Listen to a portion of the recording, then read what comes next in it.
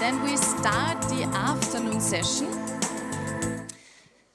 Thank you very much for coming to the afternoon session of our conference here at 40 Years of Ars Electronica Festival, the Midlife Crisis of the Digital Revolution. My name is Manuela Navot. I'm from Ars Electronica. I'm heading the Ars Electronica Export Division. And I have a second hat, which is I'm also professor at the Art University here in Linz. And we want to welcome you very much for these afternoon sessions, 2 afternoon sessions that I'm going to moderate now.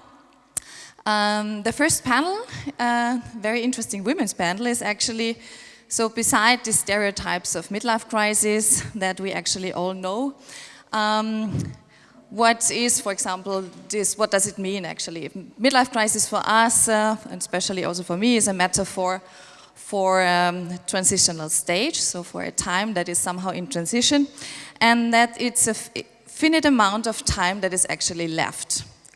And keeping this in mind, so it's something that is often associated normally with depression, fear, has to do with suspicion, that much has been missed and needs to be made up for always in the face of finites hovering over the world. However, this brings me personally to the second, because the word crisis and criticism are based on the same Greek root, krinein, which means actually to separate, to divide. And I think that the midlife crisis is actually such a time of separation and division. And this afternoon, these two panels are actually very much about this, how to deal with this form of separation and division. And this afternoon we have two panels and we focus on forms of activation and participation in the first panel. We are facing a panel that is the question how we are doing this to escape a speechless passivity and that infects our body. We will present journalists and activists that will dig into the question what makes us speechless and why, and what is needed in order that we are able to speak up and to find languages, not only languages and translation processes in order that more people understand and are able to participate. The second panel is then afterwards is called Trajectories, and will draw lines how artistic and scientific practices and methods can actually help to visualize and translate, or even maybe, and so the term fictionate, I think is not really existing in English, but I just claim it now, so to fictionate a world that is based on humans, that questions humans' behavior and its relation to technology. So how do we have to develop, what do we have to learn in order to find possible ways out of this midlife crisis? And this is why I want to start already with the first speaker, Amanda. Amanda Cox is coming directly from the US. Her topic is data journalism, inspiration and conflict. Amanda Cox, here in the back, is now coming. Yes, please clap and give her a warm welcome. Amanda Cox is the data editor of the New York Times. She joined the graphic department in 2005, making charts and maps for the New York Times and its website. Since 2016, she has been the editor of the Upshot section, which offers an analytical approach to the day's news. Welcome.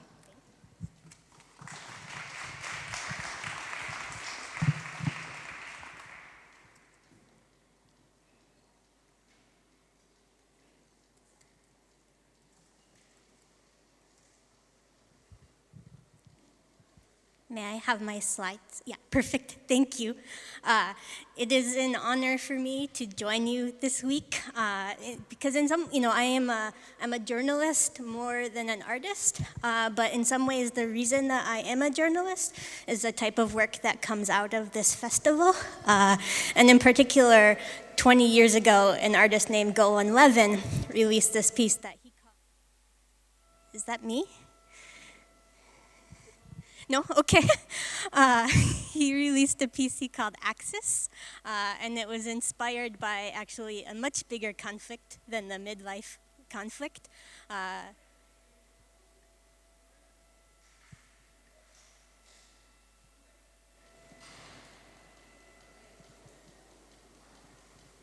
Try one more time. That's better. So not 40 years ago, but 20 years ago, there's this piece that, an art piece that Golan Levin released. He calls it Axis. And the idea is you could click any 3 countries, and he would tell you what they have in common. It's not... So today, or yesterday, I came from the United States, and I stopped in Poland, and now we are in Austria, and it will say, this is the axis of oil-producing, vodka-exporting U.S. bullet buyers. Those are the things that those countries have in common. Or you could get, a little bit more interesting set of countries. Here's the axis of island-dwelling bug eaters. And it was inspired by Bush's, at the time, his phrase about the axis of evil. But this sort of work on the internet, it blew my mind. The idea, I had never seen anything like it, and in part it's like what I wanted to do. And the whole set of adjectives that Golan offers. Just get out of that. is much interesting than things like bullet buyers in US, right? Like the possible countries, things they could have in common. It could be itsy bitsy, it could be long and skinny, it could be cloudy or earthquake prone, or the least corrupt, or orange and white and green flag waving.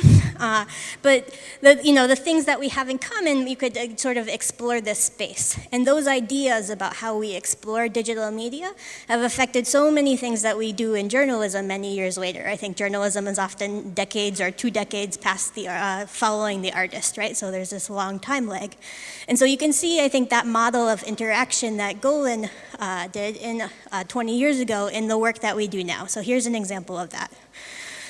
This is a piece that we did last year, and it is about data that's been collected about pretty much everyone in the United States who is around my age, so around midlife crisis age, around 40 years old, right?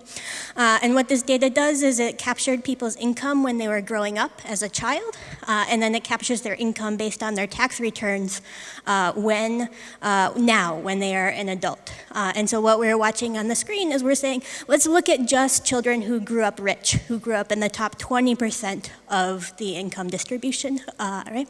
And here we're watching just boys, and we're watching white boys with the yellow dots, and we're watching black boys with the blue dots. And you can see that there's a difference even for children who ostensibly grew up with the same types of resources and in the same types of neighborhoods. And so when we take that and we move this idea into interactive space, we say, we use the same type of metaphor that Golan was boys and girls. And so here you can see there's not really much of any big difference. It's possibly likely the rich boys are a little more likely to end up very poor. And I think that has to do with prison.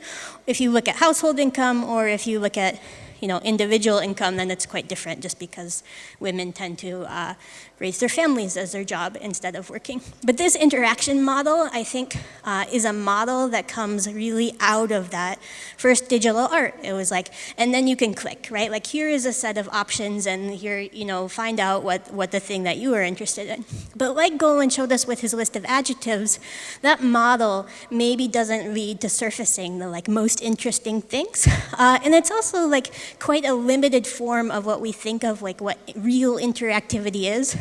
And Golan knows this, so even 5 or 6 years later, he's instead of doing that and then you can click stuff, he's releasing this work here's one that he called Snout, where it's essentially it's like an elephant trunk that's really a robot arm that follows children as they go to school, right? It interacts with you. It's actually interactive with AI. And I've started to think about this idea about what real interactivity means. In my head, real interactivity has to leave open the possibility of something silly or something stupid, right? The possibility that if you do something weird with it, you get something weird out of it. And I think of that in that when we call some of our digital work interactive, oftentimes it's actually less interactive than our print product that's 150 years old. And I think often when I think about how interactive the print product is that we make. I think of this series that my colleagues in the T magazine have commissioned that we don't work with them at all. I don't know anything about it, but I love this series. They call it Make T Something. And they give artists and designers, they give them 6 items, a newspaper being the biggest one, but also scissors and tape and wires and glue. And they say, you have an hour, please make me something. And so here is an artist named Tom Dixon. He's rolling his newspaper, and he's making these little cones, and he's putting them together. And he makes a light. Here's an artist who is spray painting sort of a protest poster. It says you get to bring your own special item. So in the last case, it was the tissue paper. In this case, it's spray paint. And then he sets it on fire. I think the ones that actually use the matches are always interesting. This gentleman is making a boat. That's also a shirt or a fan, right? But the idea that really there's room in this for your own actions. And I think some of our newer interactive work tries to do that as well. Here's a piece based on the same data that we talked about earlier about, basically tracking kids' incomes when they were a child, and then how do they do when they grow up. And so here, instead of just watching the dots play out, I say, will you draw me something? And I want you to draw the chance that a child goes to college. It doesn't graduate, just go, not fancy college, just any college at all. And so here on the left, this is the poorest family, and then here on the right is the richest. So that's the axis. So. And then, at some point, it doesn't, your parents make enough money, and then, for you to go to college, so, and at some point, you qualify for grants and help, so, maybe it's kind of S-shaped, maybe at the end here, there's this little, we call it that trust fund dip, right? We don't have to go to college if you're that rich, right? And so, we asked you to draw us the line. And you can say, you're done, and it tells you how you did. And it says, my line looks too much like an S, and this, this downturn at the end, that's not something you should do. And why we did this really is because the truth is such a depressingly straight line, in part. The idea of how important class is in America and how lockstep, right? The idea of going from the 10% of the income to the 20th percent changes your chances of college the exact same as it does from the 80th percent to the 90%. And to me, that idea is shocking. It says something really profound and disturbing, that is so flat, that the rank of class is so powerful. And so we didn't know how to show people this line and be no, you should really be upset by this, right? In part, I want you to slow down and I want you to think about it. And then so, we generate some text about how you did, and we show you what other people drew, right? And most people, once we give them the free point, can draw sort of a reasonable, not terrible, not quite right, but the truth is much higher than people think on the poor end, and it's especially, but not so bad. But when I think about real interactivity, I think of some of the responses that our friends drew just as jokes, not as their real guess, but as their. So one of our friends, he pretends that this is the skyline in Seattle, and it's the intro to a famous sitcom called Frasier, and so he says it looks like this. Another one says if you know The Little Prince, he says, I think you just drew me the snake eating the elephant from The Little Prince, right? And he's joking about whether that's not our actual response. Our text, our response to how people did wasn't smart enough to capture things like that. But they do think that this sort of interactivity, when I talked earlier about allowing for something stupid, it's a very different form of interactivity than giving you a menu of options and then you can click the one that you want. This picture, if you know the book The Little Prince, that picture, depending on the type of person you are, if I show you that picture, you either say oh, it's a hat, or you say it's a snake eating an elephant. It depends how much joy you have left in you. And I think that is also, a very important lesson from art too, about the value of perspective. And so that's I think the second and the last sort of lesson from media art that I wanted to talk about today. It shows up in media art, it shows up in all kinds of art. This is a piece by a group called Trajectories out of London, that, if you look at it from one angle, it looks like a square. And if you look at it from the other angle, it looks like a circle. And the truth is that it's both and neither, right, at the same time. And that happens in our work too. Here's an example of a chart that newspapers make all the time. It's a super boring chart. It's an important measure of the economy. But we make it every month, and it just shows you, here's what the government estimates what happened to jobs this month, and here's what estimates happened to the unemployment rate. This month it was one before a presidential election, and so instead of just making the basic chart, we gave you some goggles. We said if you're a Democrat, one political party, you could look at this chart and you could say, look, there's been job growth for 31 months now, and the unemployment rate has fallen quite a bit over the last couple of years. Or you could put on your Republican goggles and you could say, look, we've got to add 150,000 jobs a month just to keep up with population growth, and the unemployment unemployment rate has been above this 8% for forever now. And I like this example because, like the square and the circle, all of those things are true. Like, you don't need to lie to yourself to believe it, but you could see it in very different ways, and it has a very different message depending on these sort of like subtle changes in annotation and what you emphasize. And that is important for things that are actually much more important than the unemployment rate too.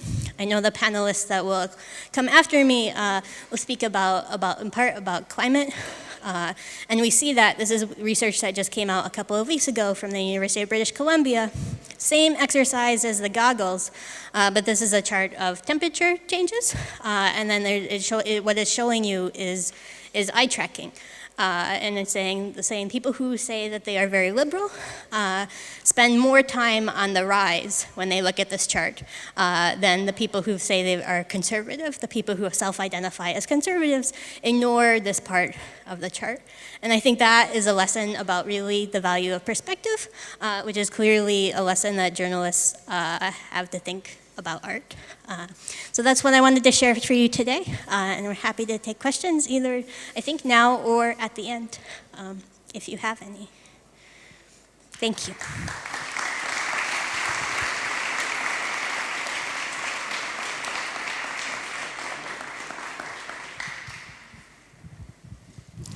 Thank you, Amanda. Do we have questions? Do we have a question from the audience about how maybe, the only thing that came to mind is how the data, so how important is it actually, it's about the interpretation of the data and the value of the perspective, as you mentioned, and blah.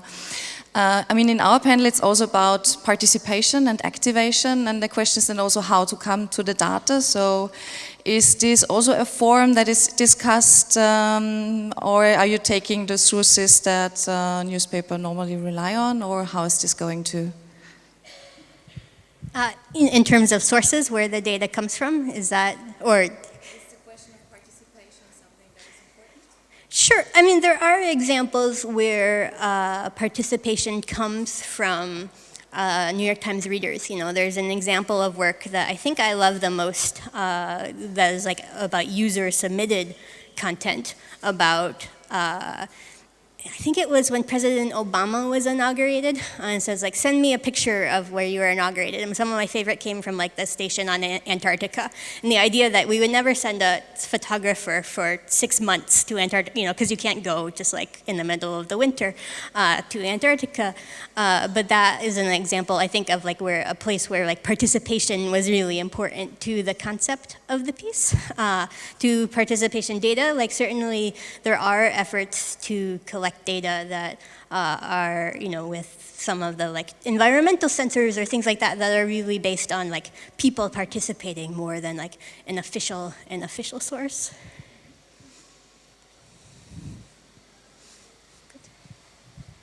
I just went here in the back.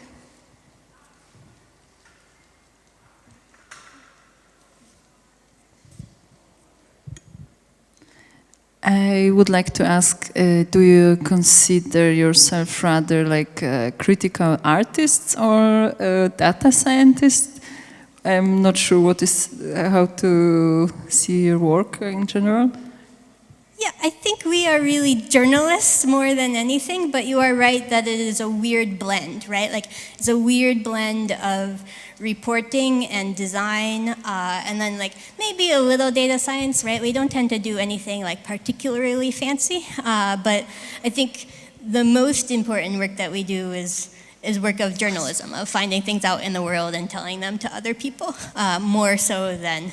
But there is some art in it, right? Like there is some data visualization, like the first example, and then there is some development work, right? We need to get these things, especially the interactive work. They have to work somehow for people. So it's kind of a weird hybrid job.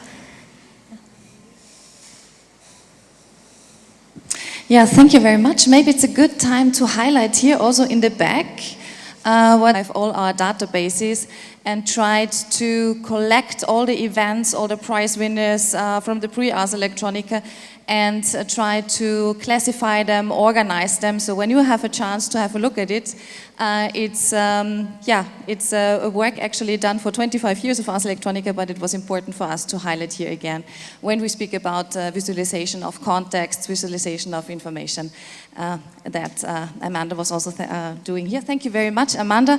I'm asking now Marta Peirano. Hello, Marta. Your talk is The Master's Tool in Times of Climate Change. Marta Peirano is a Spanish writer and journalist and a long-time advocate for citizen privacy, government transparency, digital security, and the radical decentralization of critical infrastructure. She has been a member of multidisciplinar Colectivo Elastico, co-director of Copyfight Festival, and co-founder of Crypto Party Berlin, among others. She has been co-founder of 2 newspapers and deputy director at Spanish national daily El Diario, and her TED talk about digital surveillance has been watched more than 2 million times.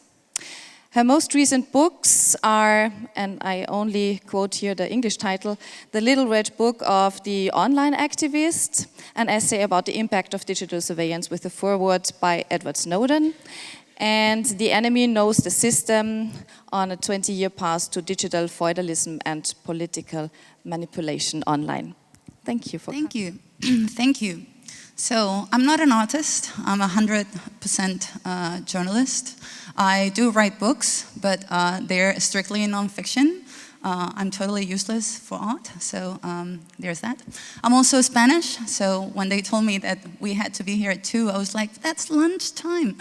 And I was promptly informed that here in this productive country, you lunch at 12. So thank you for coming at your coffee time. And so we're here to talk about the 50th birthday of the internet. So it's been 50 years since this room-sized computer from UCLA connected to another room-sized computer at the Stanford Research Institute. It only got 2 letters through, as you all know. And since you know the theme of the festival, and this is the theme conference, you know what happens next. So there is the time in the life of men when they quit their jobs, they sleep with a nanny, quit their wives, and buy a convertible car and maybe move to Vegas.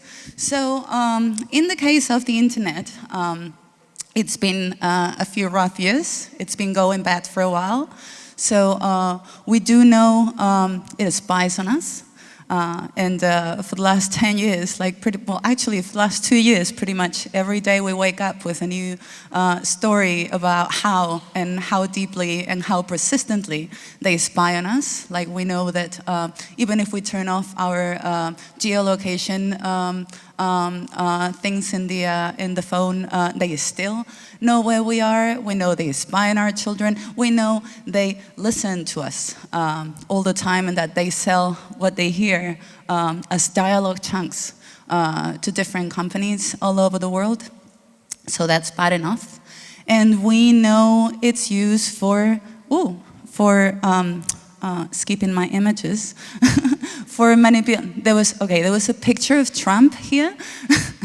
So we know it's used for manipulators. And some people, especially in my profession, thinks this is like propaganda, old school propaganda, but a different scale.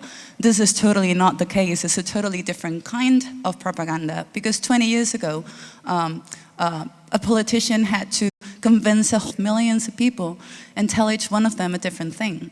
And they don't know they are hearing a different message. So debate is totally broken because we can't even agree on the premises. We're all talking about different things. We talk a lot about filter bubbles, but filter bubbles are not us picking random or maybe capriciously sources of news that make us feel good about our choices. It's digital platforms showing a view of reality that has been manufactured for us. and us being convinced that it's the only one, that this is reality. And of course, they make us addicted. Because they're being optimized for making us produce as much data as we can. I'm going to stop for a second because I can see there's a lot of empty boxes in my presentation, which is weird.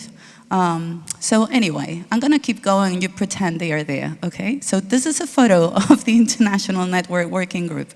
So the founding fathers of the internet had different plans for the internet. Like when they were working on what would be the TCP/IP protocols, they were thinking about two problems in particular. One of them was that they wanted to make it a general purpose network because they knew that the technology itself would create new technologies and new ways of communication that they couldn't even imagine yet. Right? So they wanted it to be open enough to, to accommodate, I don't know, Nyan Cat videos in the future before they knew what Nyan Cat videos would be. So it couldn't be optimized for one single thing like FTP, transfers or maybe email or things like that. And the second thing that they were concerned about was that they didn't want their governments to put their hands on it. They were concerned about surveillance, but they were concerned about national surveillance, about governments looking at their citizens' conversations. Because, this is a Cold War project. So they were not concerned about, companies. And so when Tim Berners-Lee, also a very smart person and very handsome, may I say, invented the World Wide Web, he was also not concerned about the fact that a lot of data was going to be concentrated in servers. So, and I really want to make this point very clear. This midlife crisis is not the internet being broken. This is something that is happening to the internet. Like the internet is not spying on us and manipulating us and making us addicts.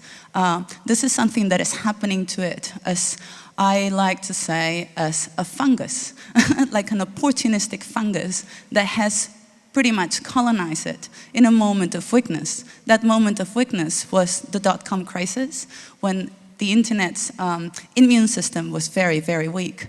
And so it is a fungus that has colonized our communication networks, but it's hardening into infrastructure. So this is the reason why today is a very, very important moment, especially for Europe, where our cities, our land, our roads are being colonized by the same logic that has colonized the internet, by the same fungus.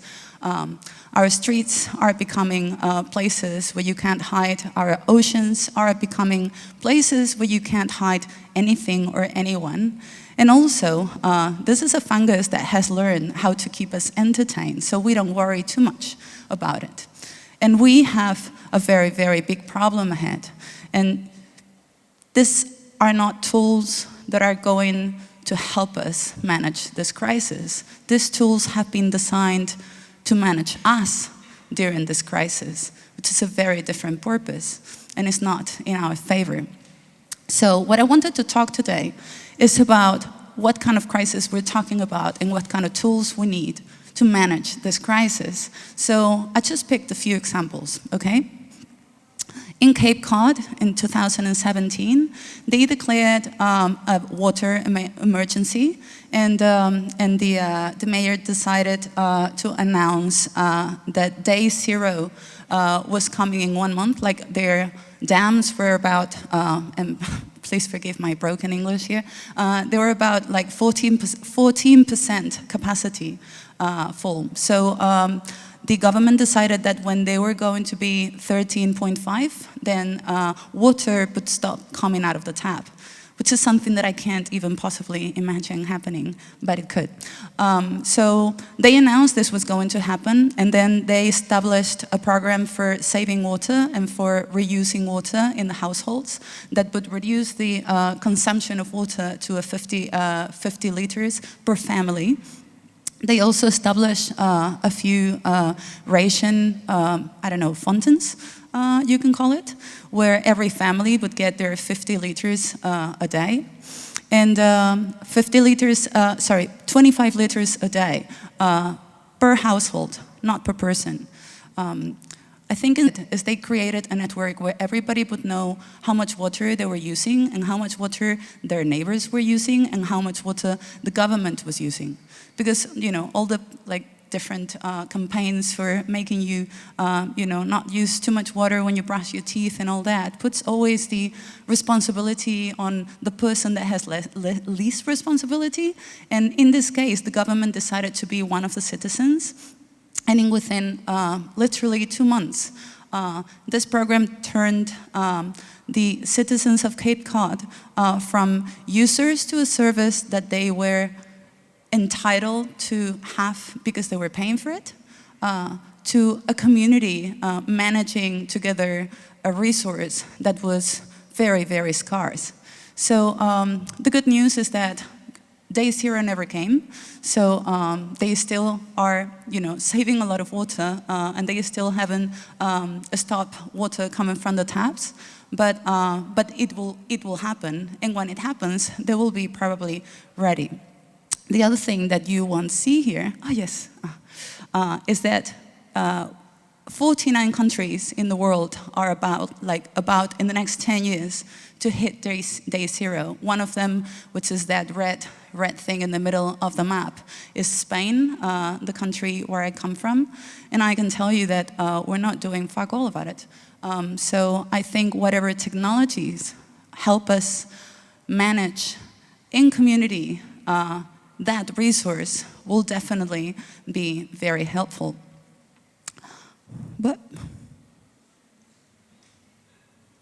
okay, so Californians spend 320 liters per person per day, and they also in the same year they had the worst fire ever recorded in history. It lasted for months.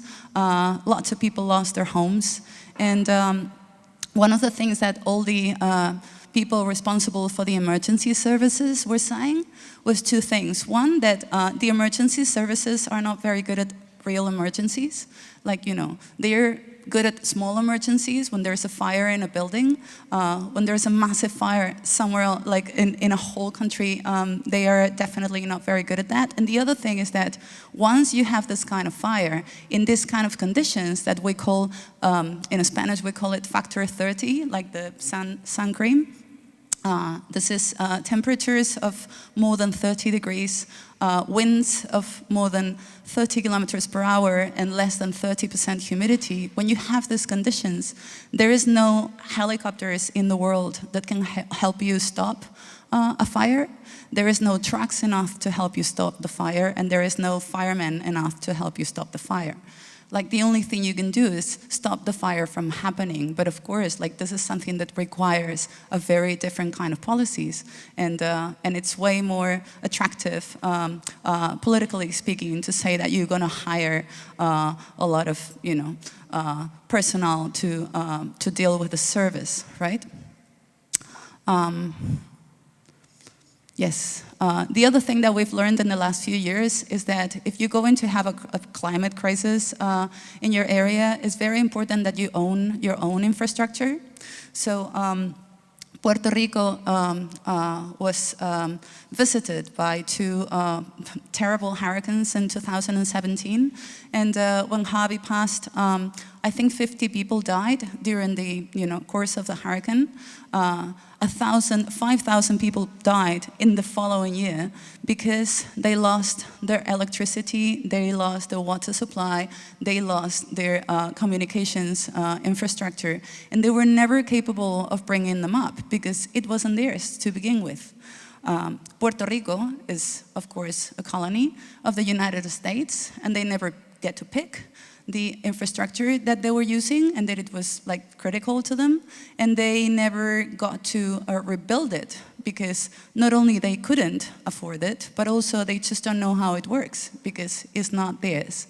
And This is a colony. They had no choice, but they are basically being followed by this hardening fungus that is hardening in infrastructure in many of the different countries in many different ways. Not only third world countries, a whole private digital network is growing faster than any other one.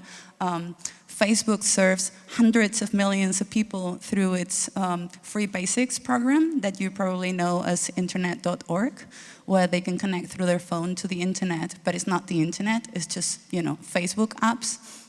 And other countries like Facebook and Google and SpaceX are developing projects for nano satellites covering the Earth with internet service, which is very smart because, of course, if hurricanes and droughts and fires are going to destroy your infrastructure, then this one is a much safer bet for the future. But also, lots of countries are investing in a 5G infrastructure that is completely privately owned. We're talking about the kind of infrastructure that is going to be critical to all the aspects of your development as a country. And I don't know if you heard, but in Spain we've been pioneers in 5G in Europe. A few months ago we were announcing that we were the first country to develop a 5G network in Europe, sorry. And when you read about it, you will see that our fiber was by Vodafone, which is a company from a country that is actually leaving the EU. And the antennas are from Huawei, which is, a company that is heavily funded by the Chinese government. So to say that Spain owns a 5G network, I think it's pretty generous to begin with, and definitely quite irresponsible. So these are not the tools that are going to help us manage climate change and the climate crises, because they are centralized. Also, if you recognize this drawings, you know that the most resistant, the most resilient network is never a centralized one. And all our devices and our technologies are designed to not connect between them, but to connect to some other centralized structures. So I was looking for the place that was the most successful, that had the most successful strategy to deal with climate change. And shockingly, I found that it was Cuba. So it shouldn't be so shocking because Cuba, of course, is in like the superhighway for hurricanes, and it's been there for a very long time. But Cuba has a technology that is like my favorite technology, because it's really not a technology, it's more like a protocol. They have a pre-hurricane exercise that they called Ejercicio Meteoro, where every member of the Cuban society comes out on the street and prepares for the hurricane before hurricane season starts. And you might have heard that pretty much no people die because of hurricanes in Cuba. So basically, to put it quickly, they change all their communications to radio, and there's there's more radio aficionados. God, I don't know how to say this. There's more radio operators in Cuba than any other place in the world. So they move all their communications to the radio because radio is a decentralized technology, and it's way more resistant to hurricanes than antennas. All the neighbors go around everybody's houses fixing, windows and doors and roofs, and chopping parts of trees that can fall onto someone, and making sure the drains are clean so water can go through without getting stuck. People get trained on first aids, etc., etc. So my point here is that everybody has a job to do. Like children in the buildings, they are supposed to go around the building picking all the old people and whoever has mobility problems, and put them in the right place so they can be taken by the by the emergency services beforehand, and they can be safe. And then, you know, they stay in the bunkers with the children and look after them while everybody else is doing their job. Like, everybody has a job. Like, nobody's left behind. Everybody has the right to be helped. Everybody has something to offer. And then when the hurricane is gone and everybody comes back home, they deal with the disaster and rebuild their own infrastructures collectively, which is, I would say, way more useful than calling the services that you paid for, at least now that we know that big emergencies are basically not very available when you have no network connection.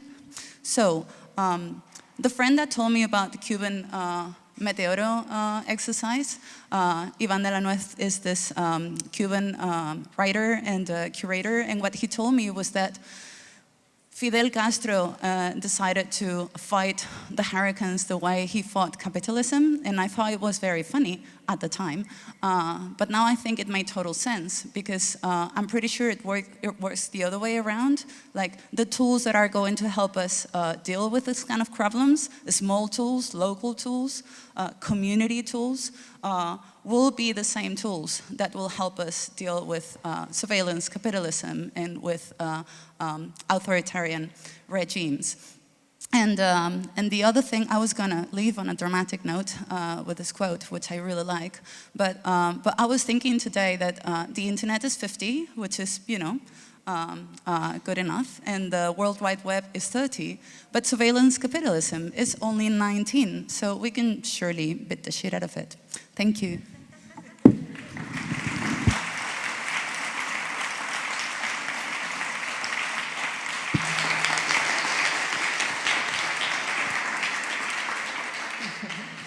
Thank you very much, Marta.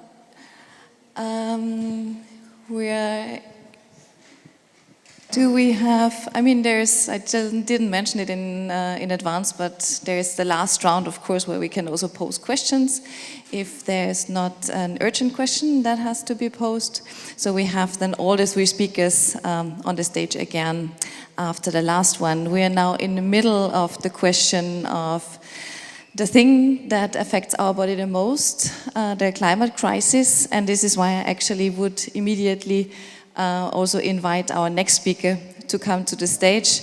Hopefully everybody of you joined the climate shutdown at 1 o'clock, where we really wanted also to take the chance to give the Friday for Future activists a chance to be at Ars Electronica, to make, you can come to the stage already,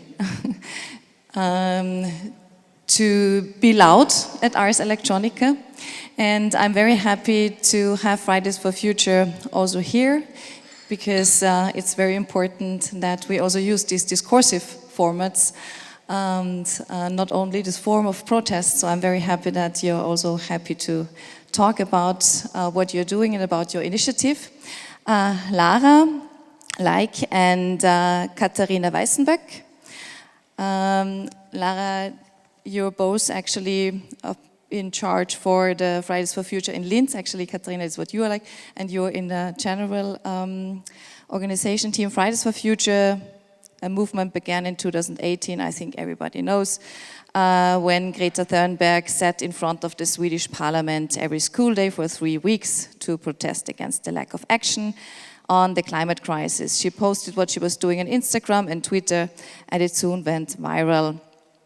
And yeah, we are very proud that, of course, you're here, and that we also have this initiative in Linz, and that you're also very loud in Linz, and this is, I want to give you the stage.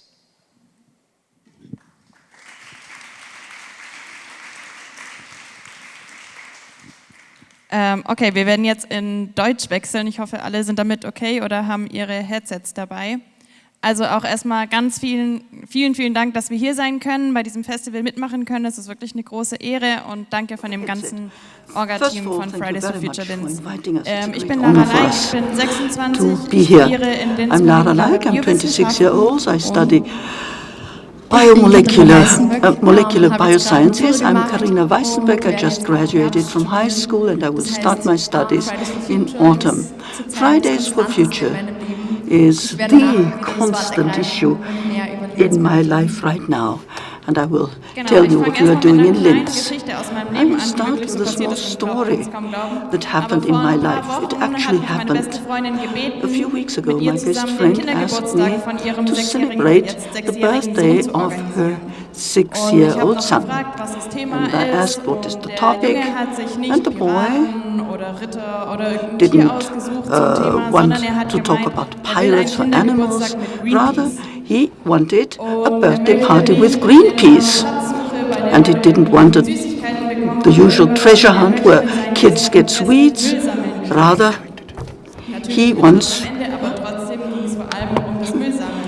to collect waste. Why am I telling you this story? Well, there was a question which one of the kids asked. A 5-year-old girl, highly ambitious, to collect waste. But she didn't manage because there were so many cigarette butts all around. And then this girl came and said, Sarah, why are grown-up people doing this? They know very well that it destroys our planet and we only have this one planet. Why are they doing this? And honestly, I didn't have an answer and I still don't have an answer. If you have an answer, so why are we doing this?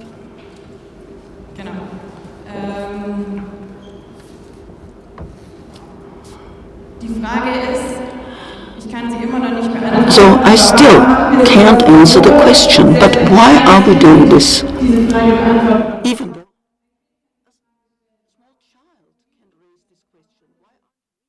raise this question, why aren't we doing something? Even though we all had the privilege of education, we are aware of the consequences of our actions. So why don't we act? Because thousands of scientists have confirmed that climate change is a fact. Why don't we act, even though there's no country in the world where climate change is not being felt?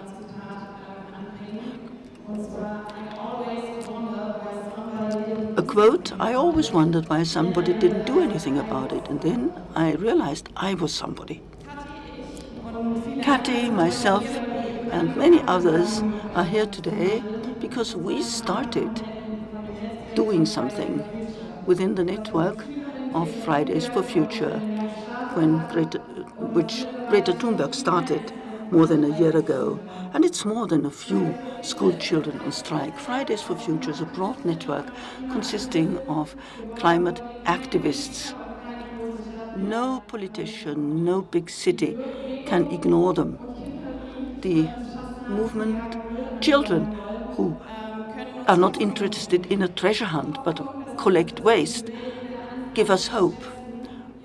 The hope that we will start appreciating our world and its beauty and passing on this world and its beauty to our children and grandchildren.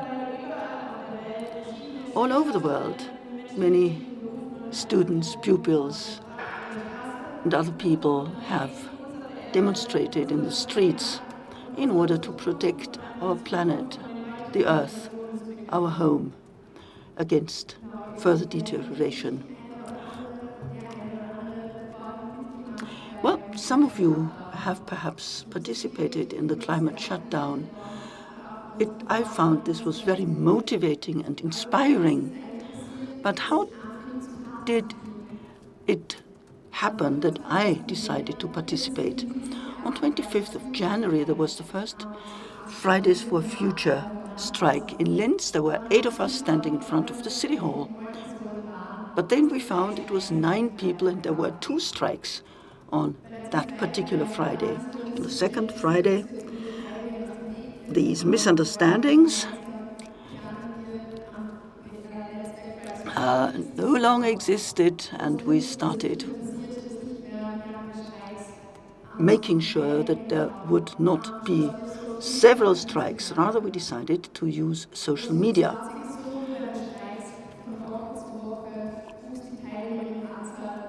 The number of people participating in the strikes grew week after week. And then on the 15th of March, our Instagram account was closed because the algorithm felt that something must have gone wrong because there were so many participants on one day. And they thought it was a system error. So the digital revolution helped, and social media helped Fridays for Future both on a local and global level. Without them, such an exchange would never have been possible. Now, we succeeded in a very short time to get together and to join forces. Now, young people very often said that they are not interested in politics, they don't participate, but they did start to participate. They started distributing flyers, preparing posters, organizing demonstrations, and participating. Fridays for Future is a very good mix of personalities and the use of media. Project strikes usually do not have people demonstrating who know each other. Very often, in our group, very often the people demonstrating are our classmates. At the same time, we could reach schools and towns and cities that did not participate from the beginning. We could activate and motivate others. 10 minutes before today's strike, there was a pupil who said he had read that there would be a strike today. What could he do? So this is all about what we do in Fridays for Future. There's an awareness of the issue, and the awareness actually has grown. People get informed, they ask us questions, they participate, and ideally they become part of the movement. In our work, we have always tried to have a very flat hierarchy so everyone can participate. On the 25th of January, I would never have thought that I would be standing here today giving a presentation, participating in a discussion. It was not my original goal, but it's great to have this discourse and show people what can be done. So this is something that we want to show once again in September. On Monday, next Monday, 9th of September, we will have the first open meeting. All residents of Linz, all people in Linz are invited to come to the Art University at 5 p.m. to plan things with us. On the 27th of September, there will the third climate strike.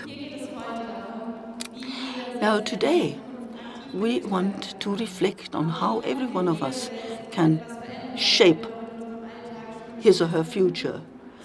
Of course, we all have a lot of everyday life stress, so what can we do? It's small decisions, small steps, like what will I eat today? What will I eat tomorrow? Can I change something? What do I buy? Do I need all the things that I buy? Or is owning all these things rather stressful, a burden? Every purchase can be a move into the right direction, motivating other people to join. What could a world look like which is shaped by you and by your actions? A city where the air, downtown areas where children can play in the streets, people can sit on benches, talk to each other. A city where there is no waste in the streets and parks. A city where there is no congestion, where you can reach your goal with public transportation, where authorities work in the interest of the citizens. A world that is not focused on maximizing profit. but paying attention to the environment. A life where people work for the environment and can go to bed at night having a good conscience. This sounds like a dream, but it doesn't mean that it won't be possible to wake up one day and finding that this has become reality. Anything can be done if we only try hard enough. Thank you very much. May I ask all the speakers now to come on the stage?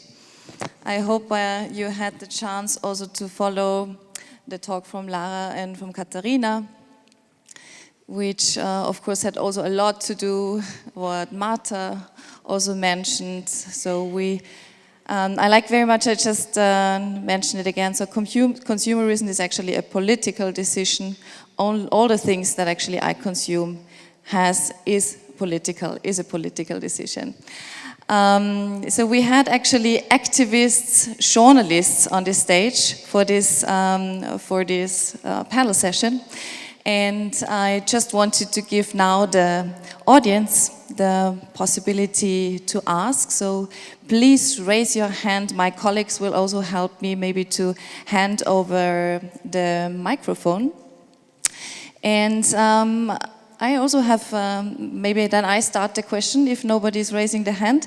But of course, we are here at Ars Electronica. There's a lot of artists, and there's a lot of, I mean, it's not only artists, but you as activists, as journalists, and so on. Do you see somehow, what kind of feeling do you have? Do you see that this is something like a parallel world, that something that is, or that's a world that is actually near to you, or that there's a lot of crossovers so that you don't feel like an alien or whatsoever? Of course, we have mainly artists here and scientists also working. But how is your impression based on your work that you're actually doing? Do you have the feeling that there is somebody who is, replying somehow to you in the talks that you have since you are here? God, what a difficult question. Well, I mean, I've been coming here for decades, so it doesn't feel very new. It does feel changed every year, of course. I think there is a lot of goodwill, and I'm embarrassed to confess that I haven't had time to see the exhibitions yet. But yeah, I have conflicted feelings about the impact that we can have from, I'm sorry about what I'm going to say, from the arts. And I also have conflicted feelings about the impact that journalists are having on this topic. Like how... Actually, I was thinking maybe we need more activists and more journalists coming together also with artists. We artists are so much confronted with our artworks all the time, so maybe there should be even more of this. There is, of course, interdisciplinary artworks everywhere, but somehow I have the feeling if we have more journalists coming in, more activists coming, so then maybe is there also another possibility of really getting things done. I wonder what Amanda thinks, because one of the things that we discuss in newspapers a lot, of course, is like how you convey a topic that people don't want to read about, and is the most important topic. Because, you know, climate change is a topic that makes people very uncomfortable. Why? Because they don't want to change who they are. They don't want to change what makes them who they are, their habits, you know, their consuming habits, their, you know, their lifestyles. They don't want to change it. It triggers guilt feelings, this kind of information. And so I think with surveillance is the same. Like, you know, we keep talking about how all these companies are spying you, and people feel guilty about it because they can't live without their phones. And you cannot inform them without giving them a way out. No? Like, you know, you cannot tell them they cannot have a smartphone without being stupid because they are being spied on. Because they need the smartphone. This is not a choice. Like, they are the tools for, you know, contemporary interaction. Like, you cannot have a job without a smartphone. And it becomes very difficult to be a good citizen. You know, like I'm probably sure that you all have witnessed conversations. Well, I'm a vegetarian, right? And I've been for like decades. And there's always the conversation of like, oh, so you don't eat animals. Do you eat like, you know, like cheese, for instance, and I'm like, well, when I can't, and then, but what is this thing that you're wearing? This must be leather, no? And then, no, it's not leather. It's just like, you know, this poly leather that is not real leather. It's like, oh, this goes to the rivers and fucks everything up. So there is this sort of like stage where you can't never be virtuous enough. I think we need to work on that a lot.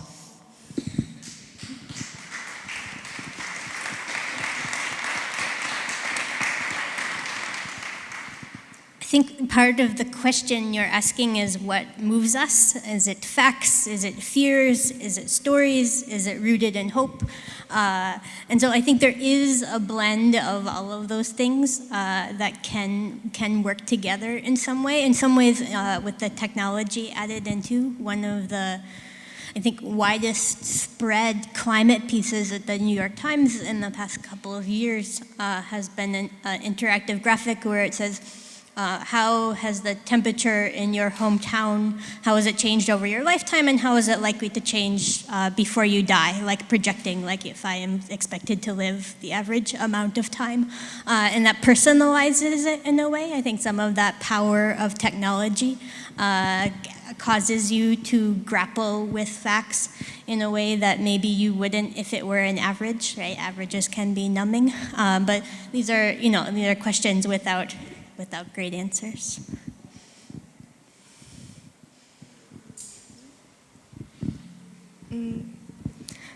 Yeah, the Ars Electronica festival gave me a quite good feeling about the digital revolution, as you could notice in my words.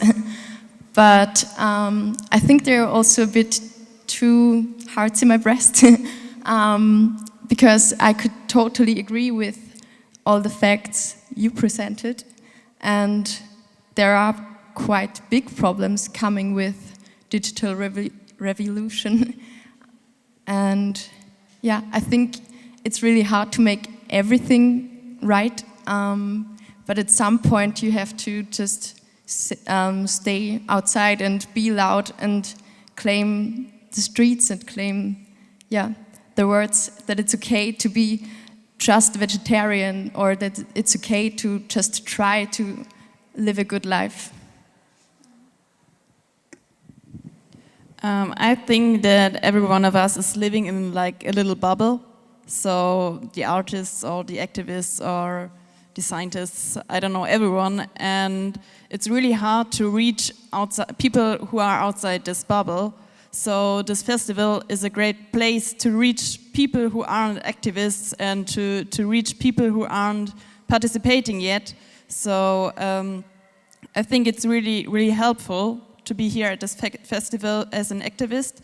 And I also think that like a smartphone is helpful to reach people who aren't in my own bubble.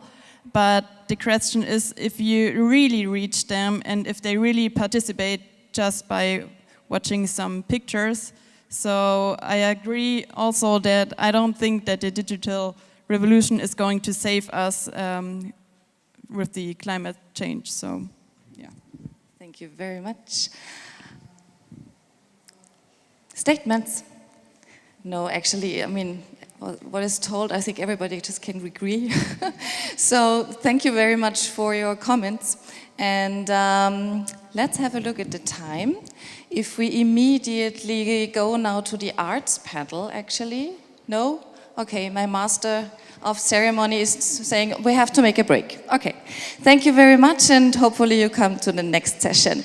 Danke.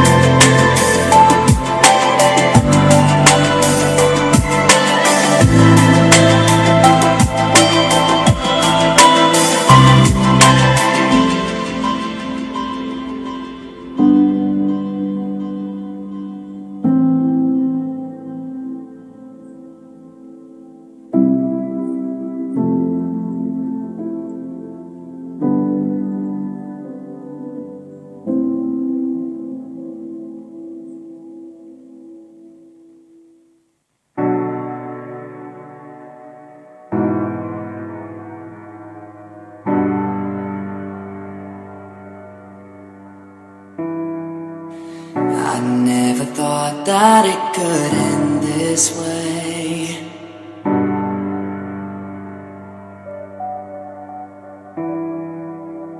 My world of color has been turned to gray.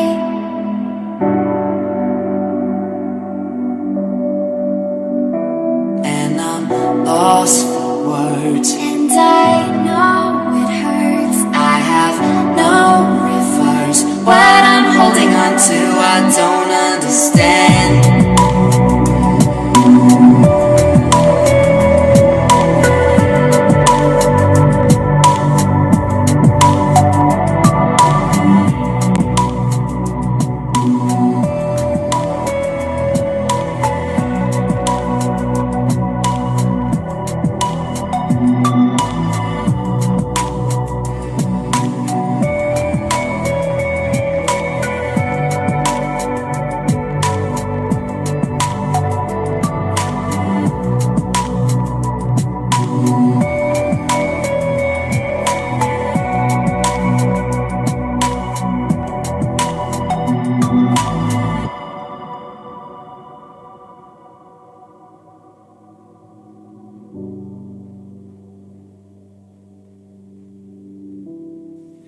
We disappeared into a reverie.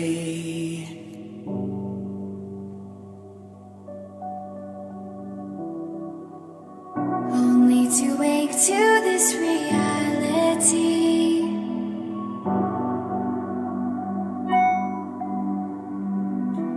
Now I'm all alone. I don't know where to go. I've lost my control. I'm still holding on with no means to believe.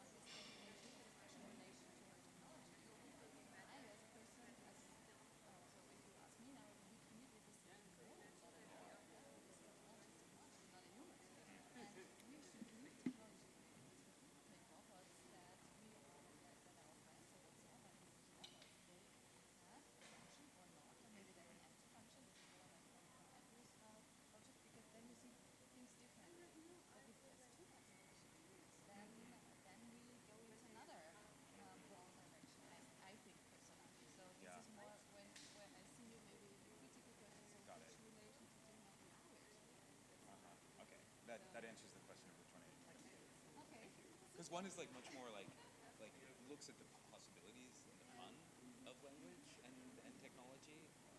I guess as deep philosophical questions, like I can, in the talk, it produces platonic forms of meaning. It's like, here is meaning without style, which I just think is super pretty, and like, it's a millennial old question that we now have an answer to, that math and physics provided, or people. So that's that side, but this one is like more critical. Where are we as a species question is, I think, one that fits better. So I'll do that. Yeah, no, that's super helpful. Then I'll go, yeah, exactly. This time I'll go this way. Yeah. I'm glad to be here. Okay, then thank you very much for coming back to our second afternoon panel.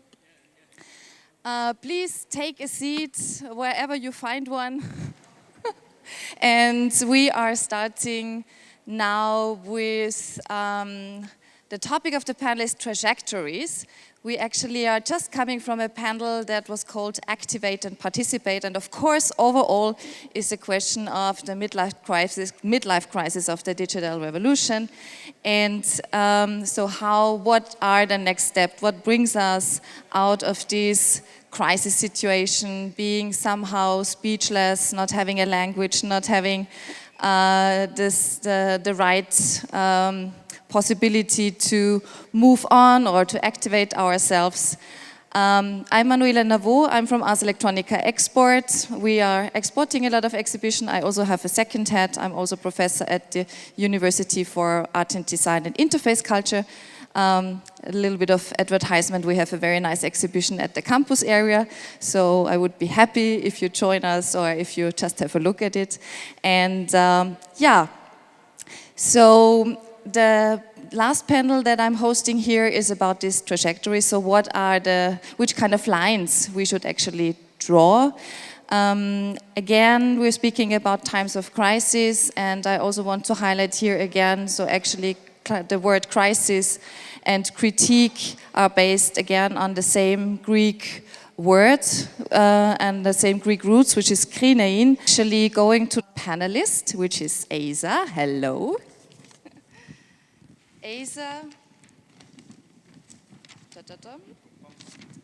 Sorry. Asa Raskin from the US, from the Center for Human Technology.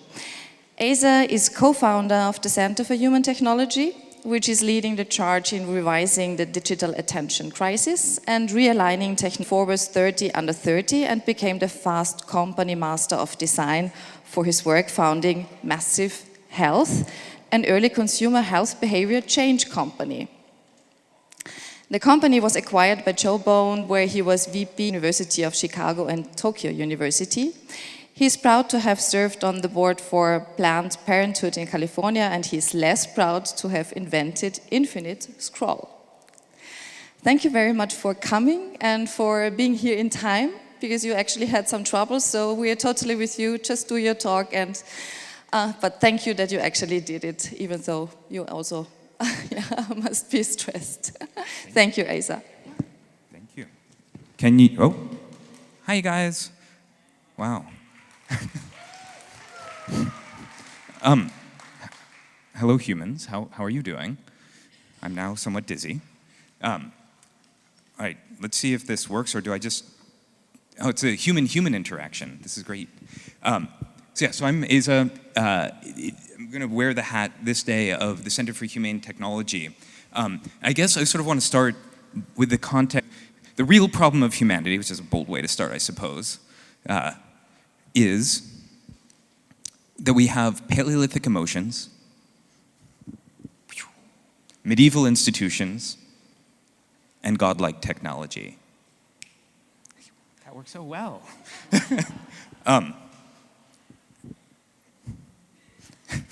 This is sort of the strength or power of technology to overwhelm. And you know, we've all been sort of watching out, like futurists have been fixated on this point over here, which is where technology starts to surpass or overwhelm human strength. But what that misses is that there's a point that happens much earlier. This bottom line is human weakness, or human limitation. And we start to overwhelm human weakness much earlier than we overwhelm human strength. So the question is, if you're going to breach a fortress, do you go after the strongest points first? Or do you go after the weakest points and exploit them? Obviously the weakest. And in fact, we're already past this point, right? Like, are we oppressed by our electronic servants? Well, how else would you get all of humanity to bow their head and then stroke their masters, right? But that feeling of being overwhelmed or overclocked is exactly this, the edges of the human condition getting overwhelmed. And then you start thinking about deep fakes, teen depression, and mental health. These are all examples of the overwhelming of some fundamental limitation to us as humans because we are just fundamentally a creature. So while we've been upgrading our machines, I think we've been downgrading our humanity. So whenever I try to answer that question of like, so where are we as a species, I like to return to like myths and stories, because there's deep truths there. And one of the oldest of them is the be careful what you wish for, because you'll get it, but in an unintended way. So as an industry, there are free business models of Facebook and Google. It's sort of like the free is a drug we all got high on, and then now we get withdrawal symptoms if we try to leave it. But what did we wish for? We wished for human attention. And we're getting it. So if you take a human being, this is Gloria Mark's research, and you put them on a screen, and you just watch what they do, it turns out when they're doing their tasks, now people interrupt themselves every 40 seconds. That is, the call is coming from inside the house. It's not a notification coming in. It's that our minds have been fattened for the extraction of our attention. Right? This is our brains being terraformed, or our behavior being terraformed. So a friend of mine asked me at some point, like, wait, why is it that we systematically abuse farm animals? Like, why do our cultures do that? And I was trying to think maybe it has something to do with the Enlightenment and ascendancy of like reason. And I was like, oh no, it's actually a really simple evolutionary argument, right? It's just the cultures that outcompeted the other cultures were the ones that learned to use animals as resources to exploit. So which companies now make up more than 50% of the US stock market? Oh yeah, they're the attention economy companies. They're the ones that are learning to use human beings as resources to exploit. So, the attention economy, right? In order for the companies to make money, they have to crawl down our brainstems to frack us for our attention. It creates a race to the bottom of the brainstem, which is to say, a race to hack human instinct. Often if you talk to people at Facebook, they'll say, we're just showing people what they want. And you're like, no, you're not showing us what we want, you're showing us what we can't help but look at, right? When I drive past a car crash, I can't help but look at a car crash, right? My head turns. So if there's a little AI or system watching all of my actions, and it's like, oh, I guess he likes car crashes. That's his revealed preference. That's his true desire. So I'll give him more car crashes, and we get car crashes, and that sort of explains the state of the world.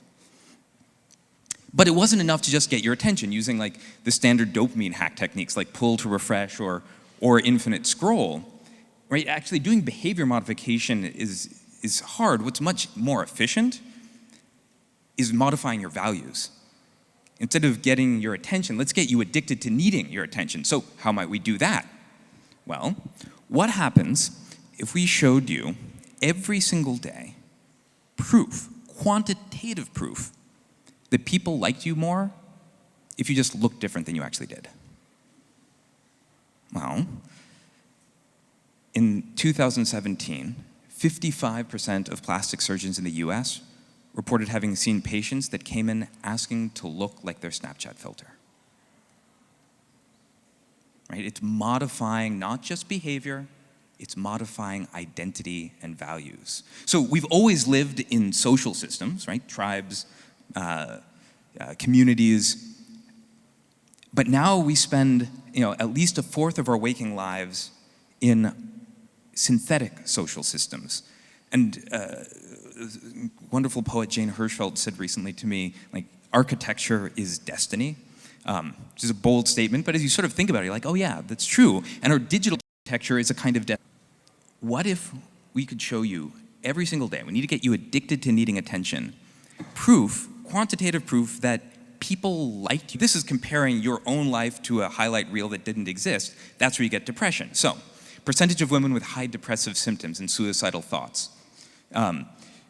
We sort of track back to 1991, 17%, and it's sort of been holding steady all the way up until 2013. It's going up and down, and starting to rise to 21%. This is when like cell phones and social media really exploded onto the stage. And what happens? Well, by 2017, it grows to 29%.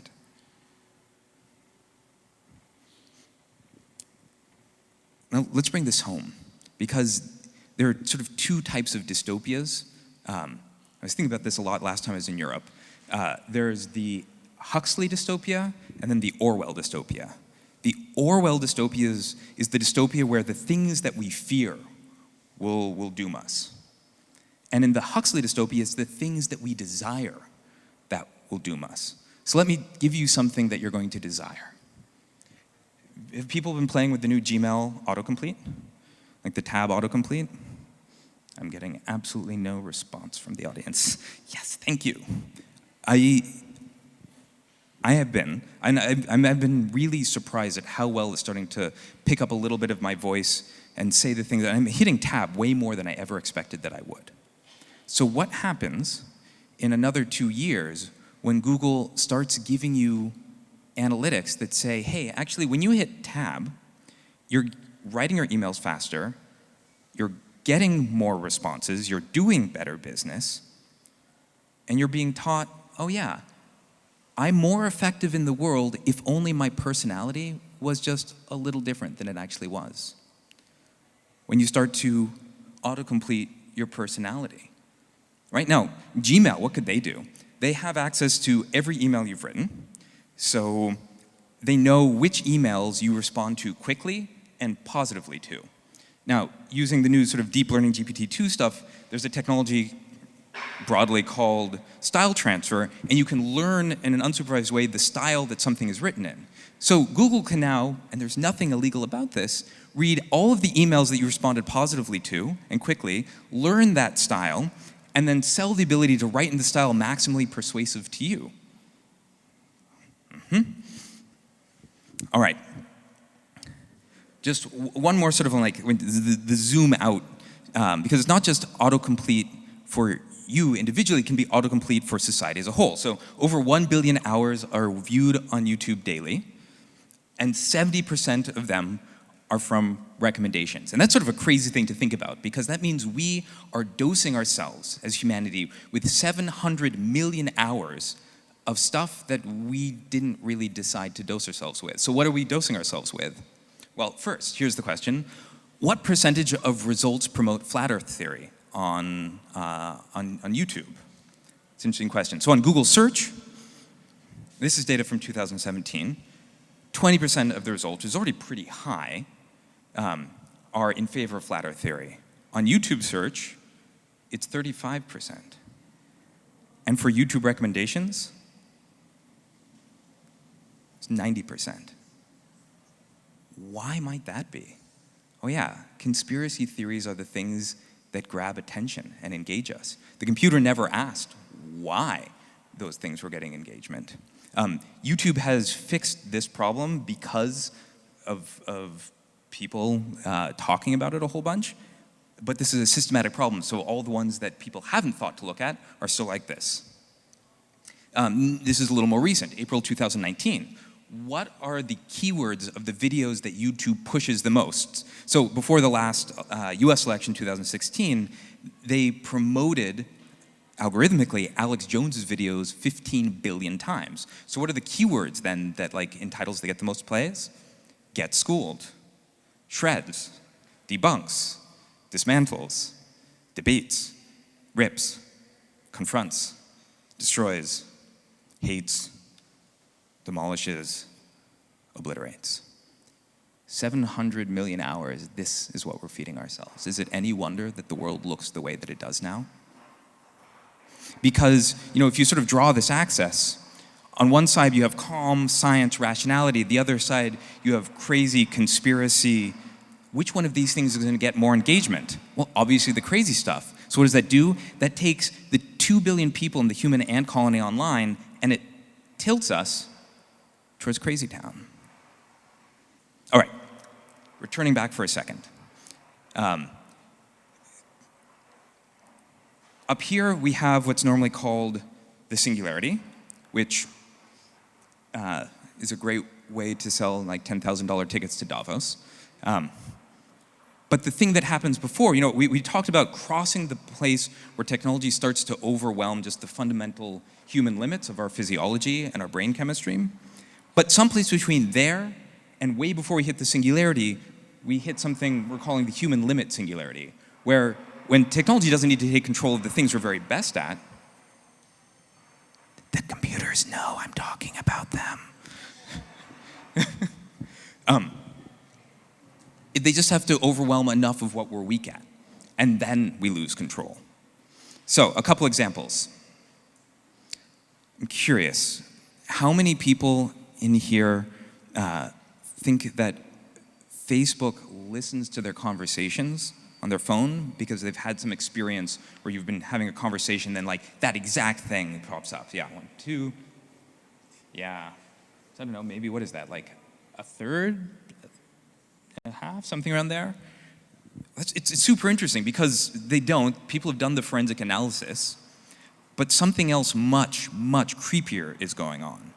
And that is, they're able to predict what you want with such accuracy that we believe that they're listening.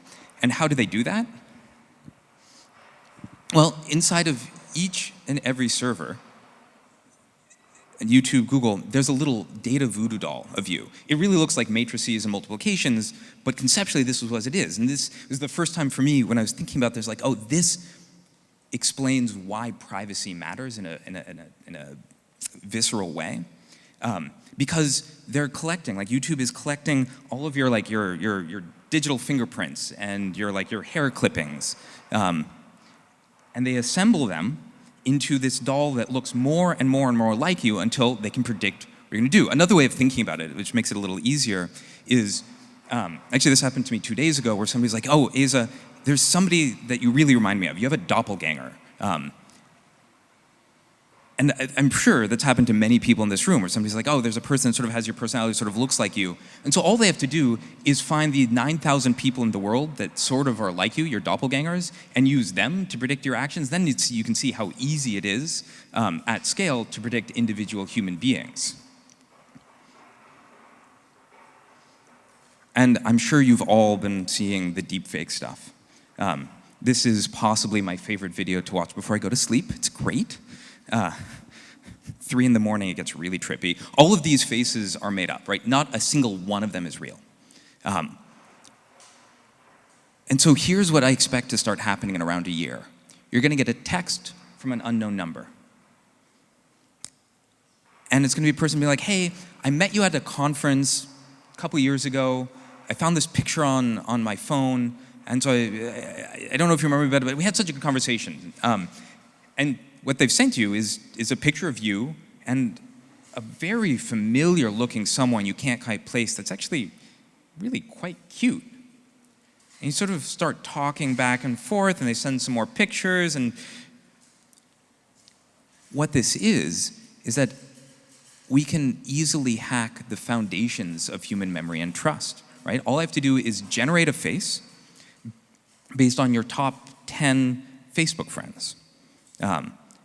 So it's not an average of the face, it's the average of their features. And here is a face that you can't help but trust because it's subverting the last 10 years of your friendships with these people.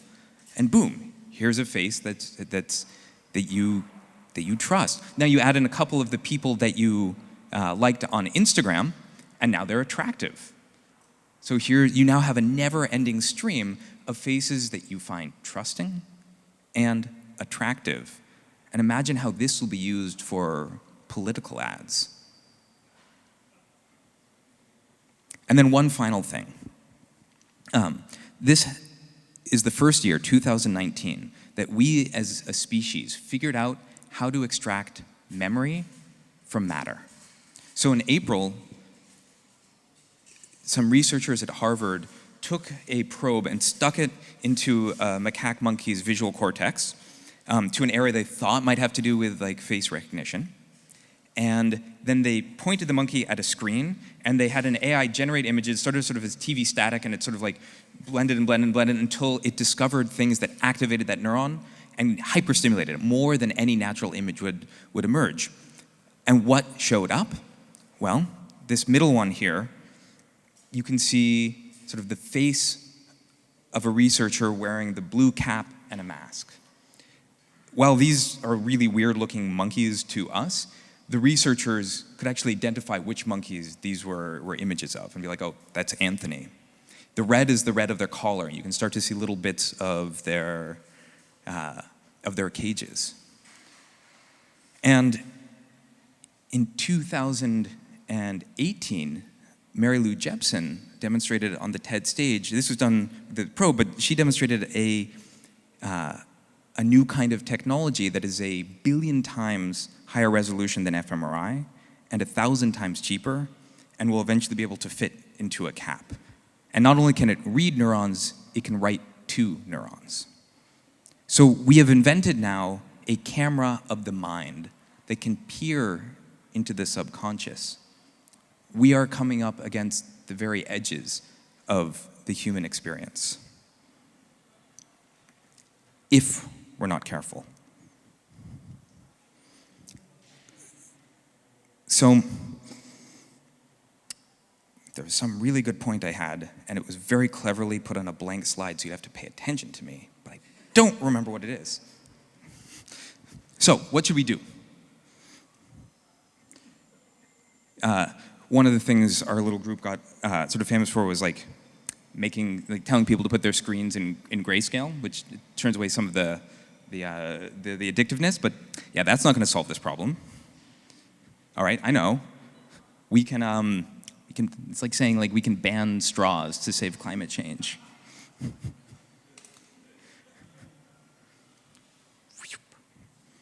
Should we train people in ethics?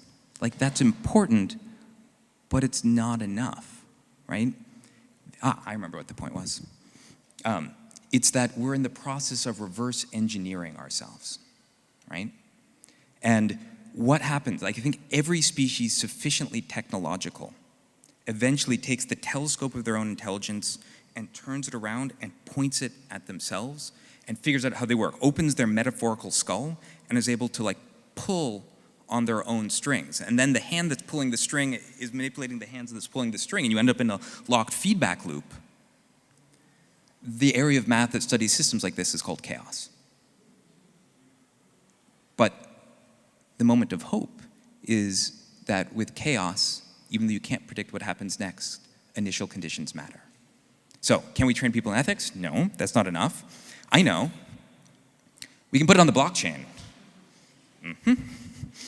Or how about pay us for our data? That would be nice, but doesn't solve the problem. Or protect our data. A lot of this is about prediction. That's not going to solve the problem. Should we wait for more research? No. That's also not going to solve the problem. I just really wanted to put in this picture of researchers. I think we need to move to a new paradigm, a new way of thinking about it, where we no longer treat human beings as a sort of infinite resource, but realize that we're eminently hackable, and we are a thing that we are going to need to design to protect as our technology becomes more and more powerful. I think the idea of a fiduciary is a really interesting one from a policy perspective, because there are two kinds of relationships in law. There's the relationship between equals, where we can sign away our rights. These are NDAs and leases. And then there are fiduciaries, which are when one party has an asymmetric power over the other.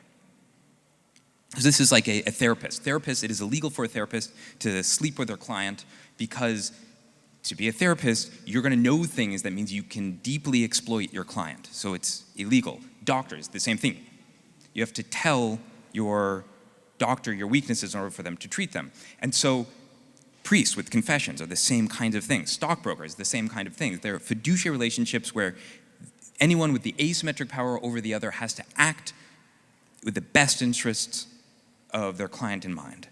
I think that's the model we need to move for. Right now, companies are masquerading, our technology is masquerading as an equal, but Google and Facebook know strictly more about us than our doctors and our lawyers and our therapists combined, which means we just need to flip the switch and treat them as a fiduciary, because the asymmetry is only growing. We need to go from being sophisticated about technology to being sophisticated about human nature.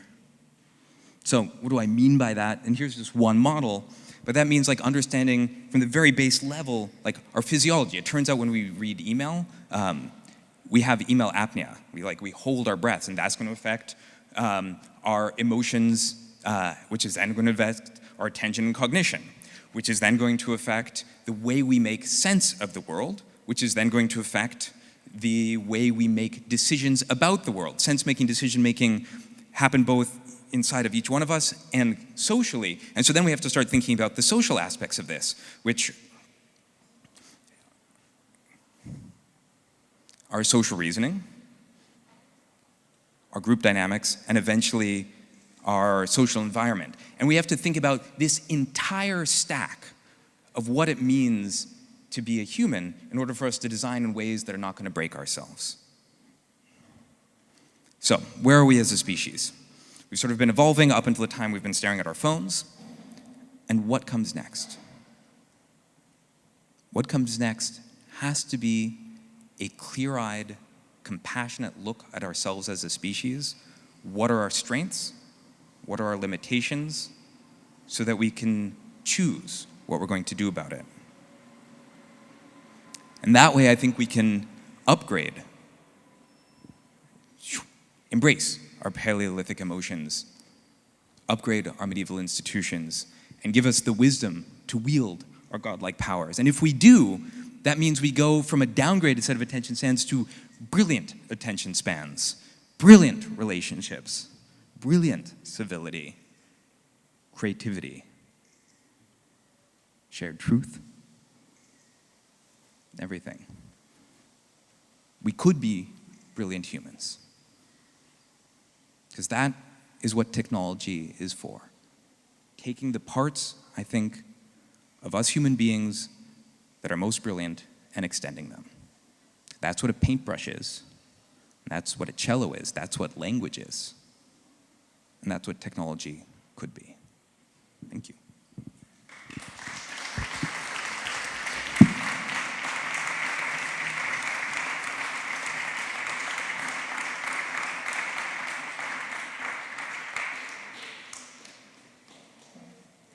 Thank you very much, Asa. Sorry for the sound. This came from the fire alarm, so not the fire brigade was hearing us or spying on us. It was just a default. So sorry for this. I hope it was not too disturbing, especially for our audience on this side. Thank you very much, Asa. I think humans can be something like a metaphor for chaos, right? I think. And hopefully this is why I want to present now also Sarah on the stage. Sarah Petkus, an artist, and I will now put on the light so that you really are, one moment, here it is, Sarah.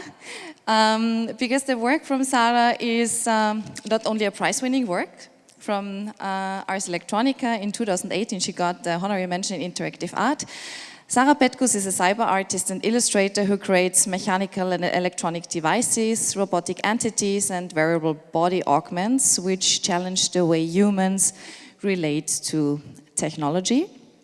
And I quote now Sarah, "My practice creating mechanism involves an attention to the idea of quirkiness and individuality. The concept of behavior plays a large role in the system I develop for my robotic characters, as they cumulatively result in defining their personalities. My machines are unique entities that respond to their environment for their own sake, so that those who encounter them observe a sense of self." And thank you very much that you're here, and looking forward to your presentation and also to the discussion then afterwards, especially in relation to what we just heard from Asa. Is this my mic? It is my mic. Hey, everybody. Is everybody awake, doing good? Woo! Okay. Sweet. So I'm Sarah Petkus. You guys know that because I was just introduced ever so lovely, so you can skip this slide. There we go. Sweet. The work that you were talking about earlier, I have another piece here that's in the hall, Noodle Feet. He's the robotic entity that I've been developing to have his own sense of self. He's around here, but the work that I'm talking about right now is a piece called Shiban. I need to master this how you did it, because you did it so well. So can I do like one of these? No? Is it not going? Oh, I press it. How come you got to do it magically? Okay, that's because it's on here. Okay. Anyhow, so the project is called Shiban. And what Shiban is basically a human-computer interface. It's a platform that I've created to sense and indicate aspects of human arousal. And let's see, I have a slide that says exactly that. And my text is terrible because something went awry. That's okay. So it's a platform for sensing and indicating human arousal, particularly my arousal. The goal of each augment, and wow, I really apologize for the horrible formatting. Oh man, I almost don't want to use these. The goal of each augment is to sense some form of input from my body, and then the output is to indicate something to the world that they otherwise wouldn't have known. It would have been something that would be a mystery forever. And then the extra credit for each one of these devices is to create some sort of feedback loop that goes back into myself. And I have one of the devices on right now with the core system. I'm basically a hardware hacker back from the US. I create everything. Everything is sort of a sketch. If you think of drawings as being the precursor to paintings, a lot of these augments they're sketches. They could potentially be something greater, but I find that it's a lot more approachable and it's a lot more encouraging to create things that look like you could potentially make that as well. Like I could see those sensors, I see how those parts work, I see that these things were created in a lab or on a 3D printer, and I am excited to go and do that on my own. I can, I don't know, I'm inspired to go and create my own technology, and that's sort of the purpose for this project in and of itself. And I didn't say that because I don't know. I'll say it now though. The whole point of this project is to encourage communication amongst people about sexuality. So it's a, ooh, the screensaver went on. So it's a platform that's meant to encourage discussion about sexuality or intimacy.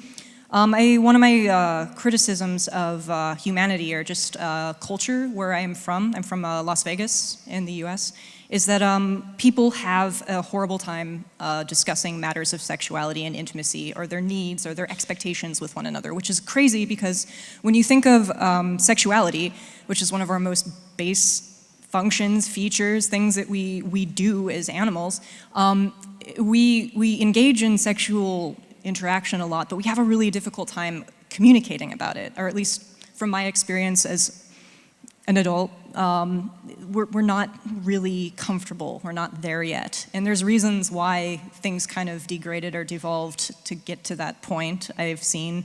But I think that it's something that needs to be fixed. And I think that the only way to actually turn it around and get people to a point where they're comfortable discussing sexuality with one another openly in a general way that's approachable is to just encourage the communication. And I think that technology can do that.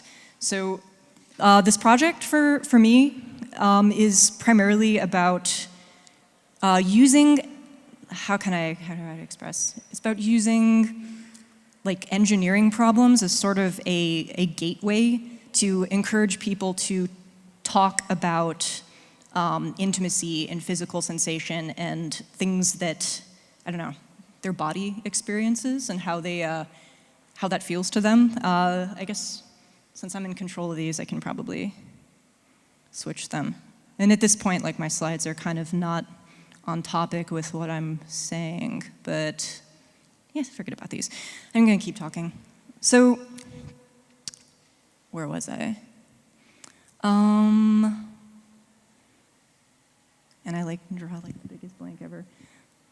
So each one of these devices is meant to, oh, there we go, back in my head again. The devices, I use a physical sensation as the point of departure for each one of them. So what I put on the table is some sort of, I don't know, how would you replicate mechanically or electronically the sensation of the device that's on me is actually kissing my neck. It's giving me hickeys very slowly. It's like I guess, simulating 8 different people sucking on my neck, but it's usually in response to my respiratory rate.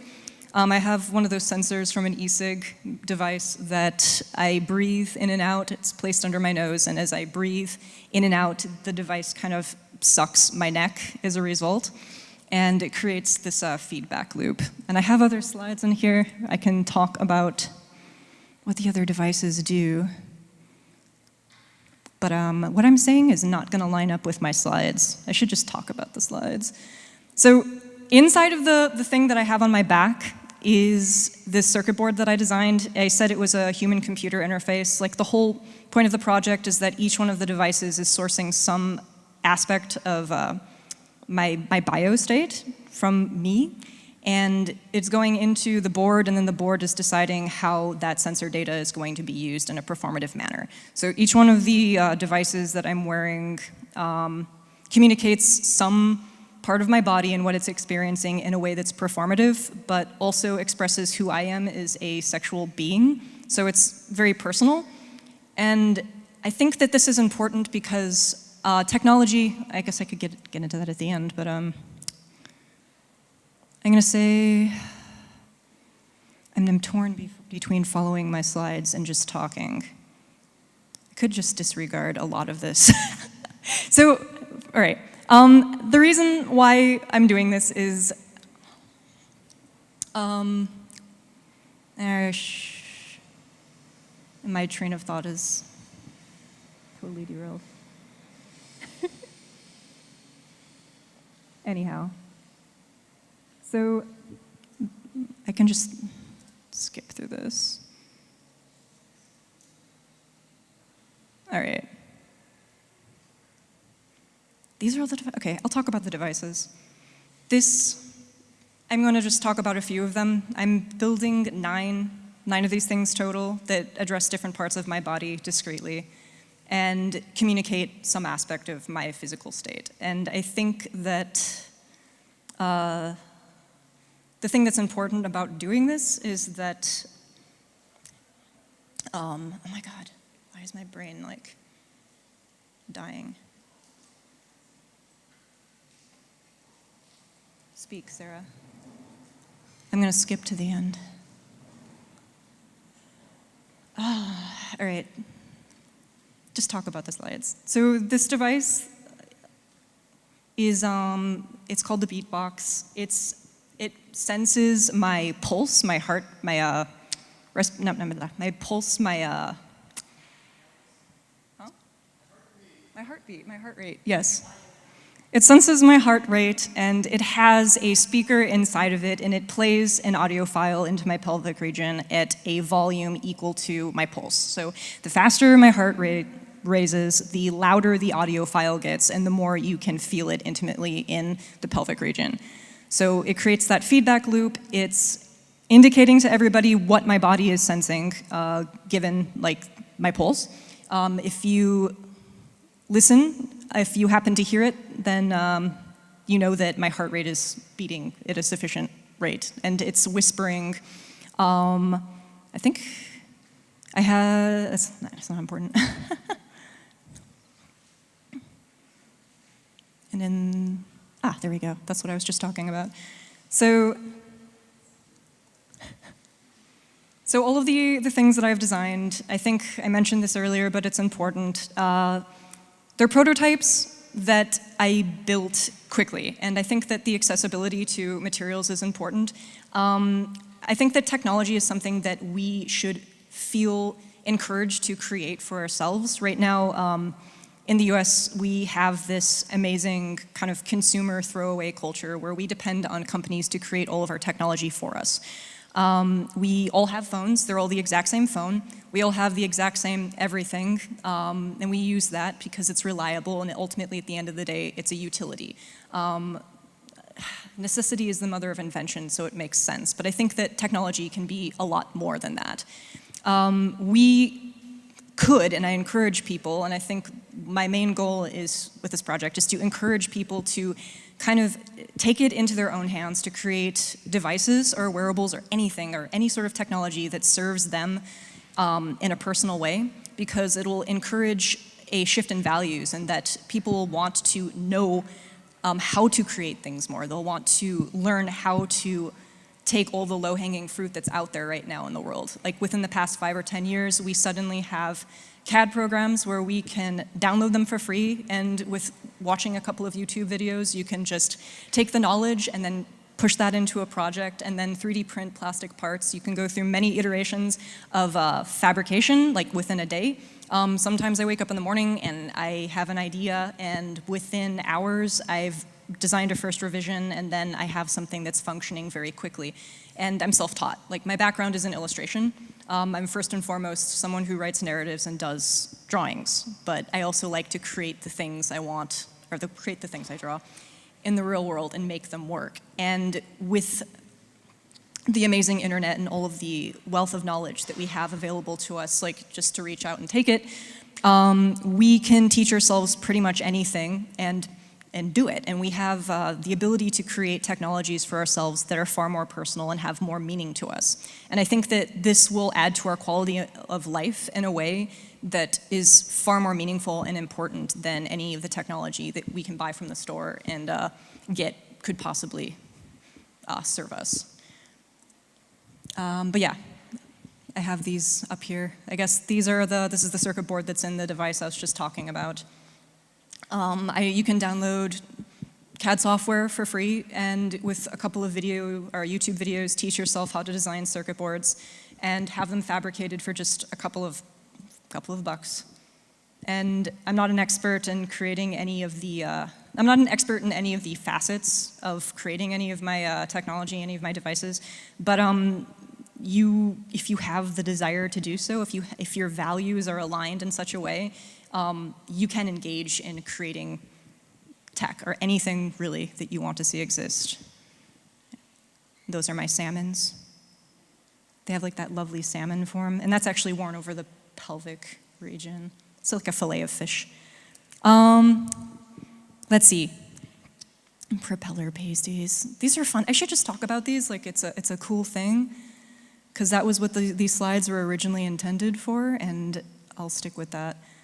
So there's the device out there that I'm displaying. It's fun. It's another thing that senses some aspect of my physical form and then indicates that in a way that's fun and approachable. But I have the terrible formatting. Oh, it's okay. So there's an IR sensor. I created basically a housing for the chest that senses nipple diameter. And I think one of the fun things about creating all of these is that I mentioned the engineering problems that I encountered were sort of a gateway to discussions about sexuality and intimacy. I would lay on the table the question, okay, everyone that I know that's in my circle of influence, how would you sense or create a device that senses nipple girth or nipple size, which is a totally absurd thing that no one needs to do. Like, no one needs that ever in a million years. But if you ask an engineer how to solve a problem, you'll get 1,000 answers from people, and they'll debate it, because that's what engineers do. They want to solve the problem in the best possible way. So by doing that, technical folk, will think about the problem, but then they'll also start considering their own body and the way that their body experiences that sensation, whether it feels good to them or bad, or they do it a different way because it wouldn't feel as good, or it wouldn't be what they wanted. And then they end up kind of thinking about themselves and then discussing their own physical sensations and their own intimacy, sexuality, things that are about them. And they're doing it in a casual sense with people they probably otherwise wouldn't be talking to in that way. And I think that is the sort of communication that I want to encourage with the project. Yeah. nipple proxy, propeller speed. There we go. So I created an IR sensor housing that actually registers the breast and the nipple relative to the little IR distance sensor. And as the nipple grows in size, it actually controls the motor speed on the outside of the enclosure that spins a propeller that has a POV lights on it. And it actually displays a word that relates to the size on the inside of the bra. Yay. And my Richter scale for nipple size is different types of food, but not those foods, because I don't think pizza is very descriptive of a nipple, but it's there nonetheless. So there we go. So using technology and engineering to temper a discussion about sexuality. So I believe, there we go, I believe our technology can add go back. I was reading you. I believe our technology can add a more personal layer to human interaction.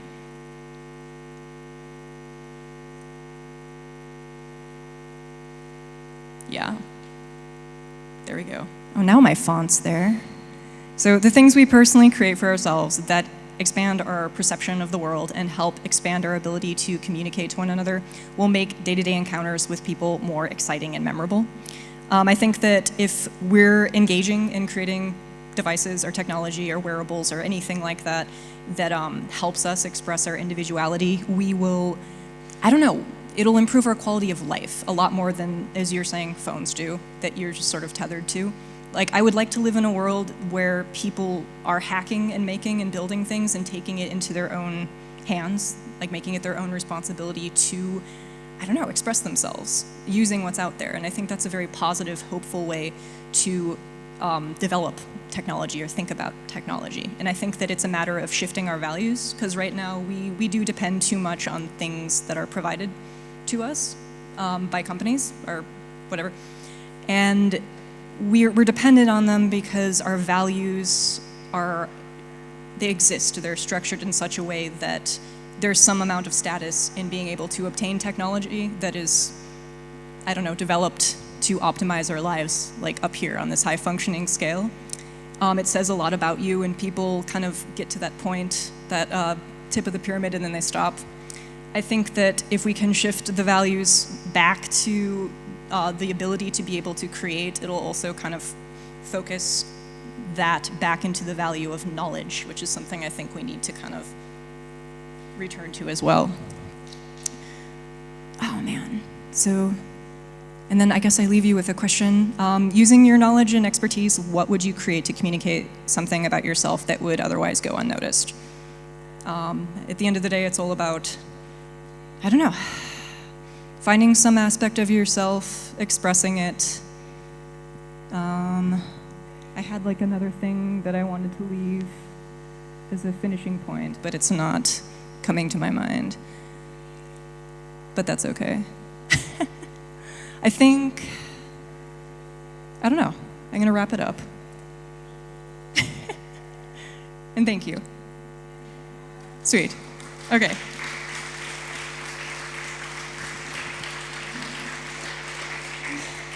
Thank you, Sarah, for your presentation. It comes to my mind a project that we have been presented yesterday during the X Gala, let's say, how to actually hack Alexa and these kind of systems that are absolutely professional, but actually how to get access to it or how to disturb it at least. Yeah. So I'm looking forward then to discussion, because on the one hand there are these very professional tools that, and sometimes we even don't have access to it anymore. Of course we have the possibility of doing things and we should get into it, but how to and not only find other ways of improving and do it yourself, but also how to, I would say, hack the professional thing, or providing maybe a counter project. I don't know. The project that was presented yesterday was actually something that was disturbing Alexa while she was sensing the environment. And this was just a project that came to my mind. So I'm looking forward, and actually the discussion also between you two. And also Andrew. Andrew, who is now coming to the stage, Andrew Pickering. He will also give us his insight about objects with functions or useless functions or no functions or emptiness. Andrew Pickering is Professor Emeritus of Sociology and Philosophy at the University of Exeter in the UK. He is a leading figure in the field of science and technology studies and the author of Constructing Quarks, The Mangel of Practice, and most recently, The Cybernetic Brain, Sketches of Another Future. His current research explores questions of agency in life, art, and environmental management, and traditional Chinese philosophy. Welcome, Andrew.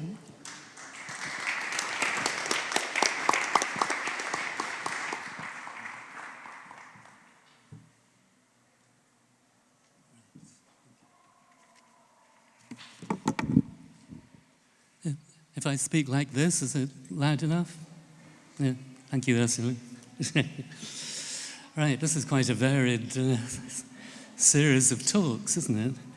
A midlife crisis. A midlife crisis is when you buy a Ferrari and run off with a younger woman. I'm afraid I've missed my chance to do both of those things. So the question today is, can we think of anything similar in the digital world? I want to think about the direction that mainstream digital technology is going, and about wilder directions we could go in instead, if we wanted to. We could start by recognizing that thinking about technology is also thinking about what it means to be human. Automation, big data, AI challenge the idea that there's anything unique about humanity. There's nothing machines can't do, it seems. We humans are becoming useless. But there's more to it than that. Digital technology seems, in fact, to have a very definite idea of what people are like. The dream behind the history of technology is a dualist one that tries to make a clean split between, on the one side, humans, which are understood as pure disembodied consciousness, and on the other, the rest of the world, which is understood as machine-like and predictable. A car, for example, stages this dualist image by making our legs redundant and replacing them with a reliable machine for transportation. A conscious and willful human on the one side, the driver, and a predictable machine, the car, on the other. And current technological developments just move further in the same direction. I was at a meeting recently where leading AI researchers talked a lot about autonomous vehicles. And the phrase that came to my mind when I was listening to them was technologies of disengagement. The experts' fantasy of self-driving cars was to split us off even further from the material world, so that we would be disconnected and disengaged even from the gear sticks and steering wheels of our cars. And our only remaining function would be to give orders to obedient machines. Take me to my office.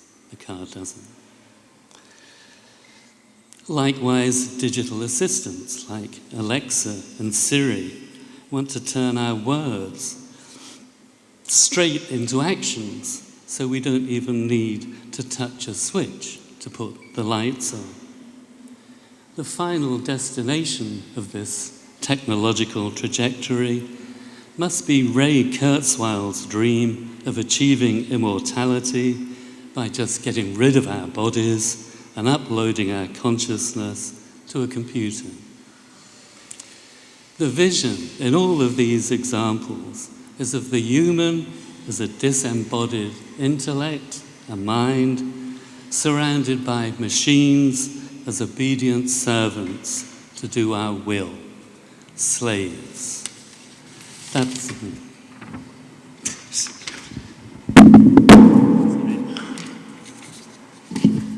I haven't got enough hands to do this. Oh no, and my pictures are getting ahead of them. So. Let's try this. Yeah, that'll do. Most of our technological thinking is informed by dualist dreams like that, and their appeal is obvious. They come very naturally to us. But the dangers are obvious too. Materially, our technological servants sometimes fail catastrophically. Nuclear power stations melt down, dams collapse, levees break. Philosophically, technological disengagement from the world leaves us trapped in the bubble of our own consciousness. We're disconnected from the outside input, which we need to disturb our preconceived habits and ways of going on, cutting us off from our principal sources of inspiration and creativity. It's like a horror movie of a house with no doors to the outside. So my question today is, can we think of technologies that don't share this standard dualist vision of humans as disembodied intellects, that go in some other direction from the mainstream? Can we imagine technologies of engagement rather than disengagement, that draw us into the world instead of splitting us off from it? Of course, I wouldn't ask that question if my answer wasn't yes. And I want to run through some examples now to map out the kinds of things that I have in mind. And I could just mention that many of these examples come from the history of cybernetics via a notion of feedback. And if you want to know more about that, I just happen to have written a book called The Cybernetic Brain. So we can start with devices and setups that I call technologies of the self, that do something to us and somehow transform our inner being rather than functioning as servants and slaves. This is how, for example, Antonin Artaud imagined his theatre of cruelty, not as telling us a story, but as blasting the audience into an altered state. That's what I mean by a technology of the self. Flicker machines, stroboscopes, are another example of such technologies. In his 1953 book, The Living Brain, Gray Walter, this chap, Gray Walter, is at the back on the right. This is a photo of the cyborg family. At his feet are two children. It says one of them is electronic. That's his famous little robot tortoises from the late 1940s. In his book, Gray Walter described the dynamic patterns and dreamlike visions you see when you stare into a strobe. And this has fascinated artists and scientists ever since, starting in the 1950s with William Burroughs and the Beats. The picture on the left is William Burroughs and another of the Beats called Brian Gysin staring into a strobe machine with their eyes closed. Gysin called his homemade strobes dream machines, and he said that with them, quote, one sees all ancient and modern abstract art with eyes closed. On the right is a more recent incarnation. This is a construction by Matisse Munich called Citadel. It's a giant flashing tower.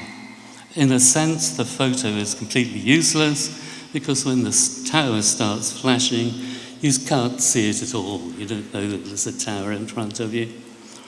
Instead, you just get completely lost in a strange, rather frightening, unstructured space of pulsating lights, which is the point of the work. I'm somewhere in that photograph, standing by the door, getting ready to run away if I couldn't take it anymore.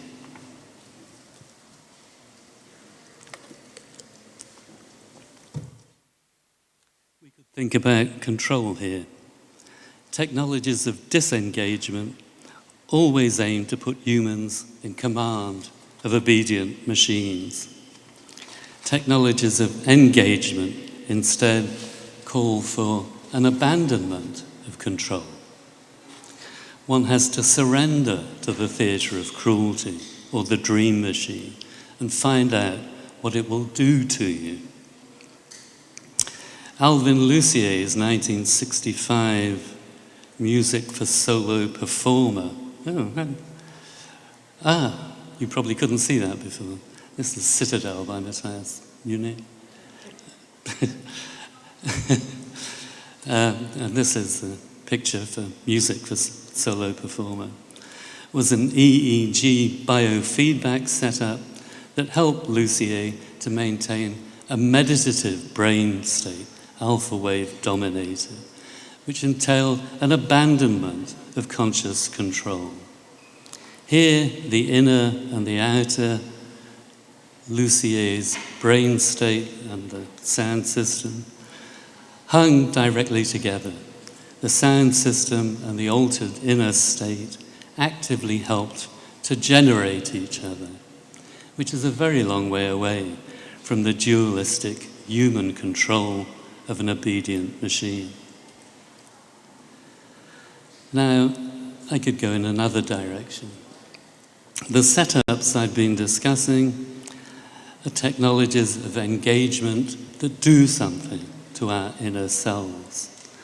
But we can also think of technologies that externalize this sort of engagement. As a simple contrast to begin with, these are automatic tea makers. You set the alarm and they make you a cup of tea just before you wake up. This is a classic technology of disengagement, just like a self-driving car. It disconnects you from all the bodily work of making tea. And this is an artwork by Katrine Baumgarten called Raging Roger.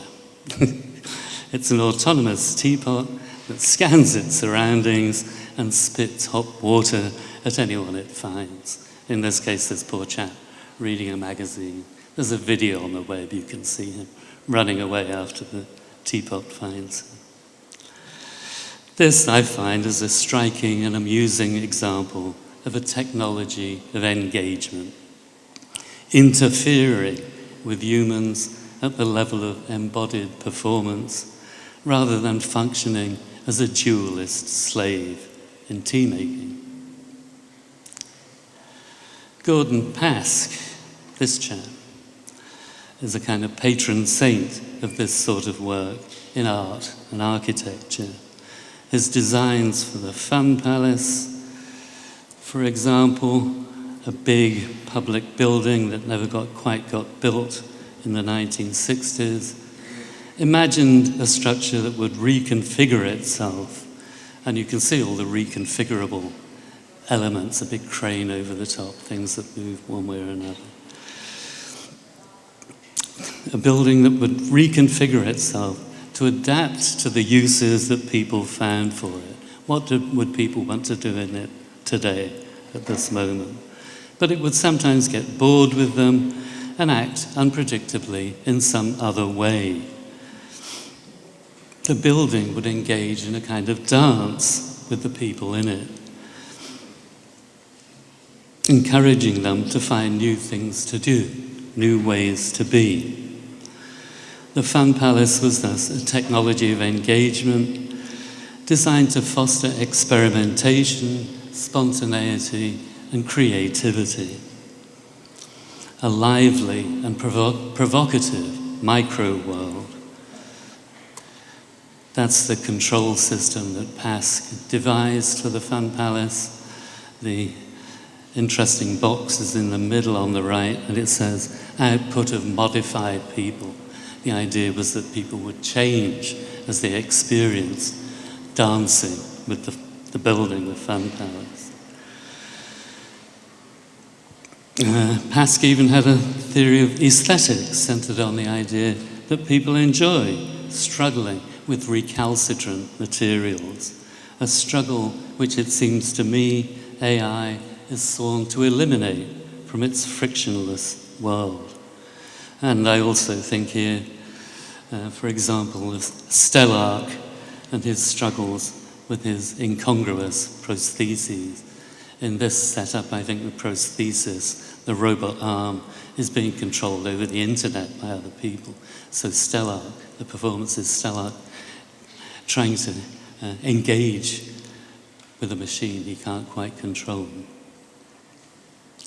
Closer to the present, Simon Penny's Petit Mal is a mobile robot explicitly designed to engage with people. Its sensors and motors respond to movements around it, approaching or receding, leaning backwards and forwards, spinning around, so that the human participants are again caught up in a sort of dance with the machine, with the human and the machine stimulating and responding to each other. Here in Linz, Ursula Damm's shared habitats exhibit the exhibit features technological couplings of humans with non-human organisms, including her Drosophila karaoke bar, in which participants can experiment in communicating with flies. There's the setup. You speak into a microphone in the top left. The flies may or may not respond to that, and there's a video readout which completes the loop, and you can respond to what the flies are doing.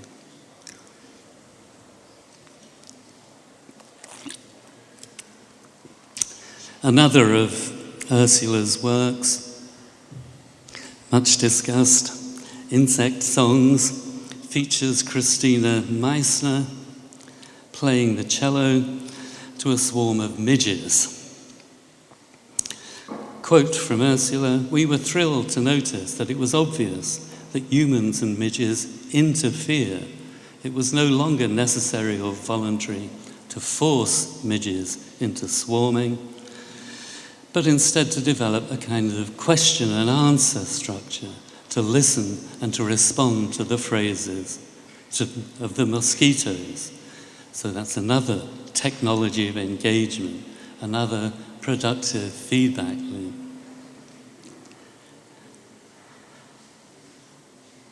Mainstream AI conjures up a dualist image of humanity as special and in command of an obedient world, by virtue of consciousness.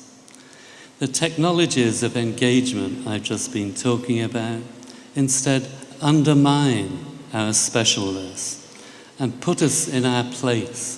They cut us down to size on a level with machines and organisms, robots and mosquitoes, not in command.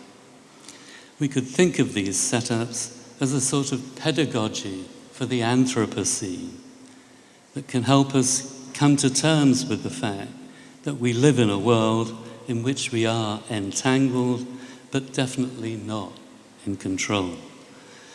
They teach us, I think, an important lesson about being in the world. One further thought. Current AI centers on computation and the digital, algorithms that reason and nets that classify. That's the mainstream direction of development. In contrast, the focus of technologies of engagement has to be on integrated and decentered assemblages of bodies and information processors. As Simon Penny said of his robot Petit Mal, quote, "I wanted to approach hardware and software not as separate entities, but as a whole. I wanted the software to emerge from the hardware, from the bottom up." End of quote. It's important to stress then that this alternative trajectory of technological development I've been talking about would necessarily center itself on material/digital systems, not on minds alone, but on bodies coupled to minds. So, if mainstream digitality is about technologies of disengagement, from self-driving cars to uploaded consciousness, I've been trying to point to another trajectory, much less explored, of technologies of engagement. And to end on a sociological note, I should emphasize that most of my examples, from flashing strobes and vindictive teapots to music-loving insects, come from the art world. And it interests me a lot that artists, rather than computer scientists, have taken the lead in exploring this way out of the digital midlife crisis. Ars Electronica is, of course, the right place to think about this and the right place to take it further. Thank you.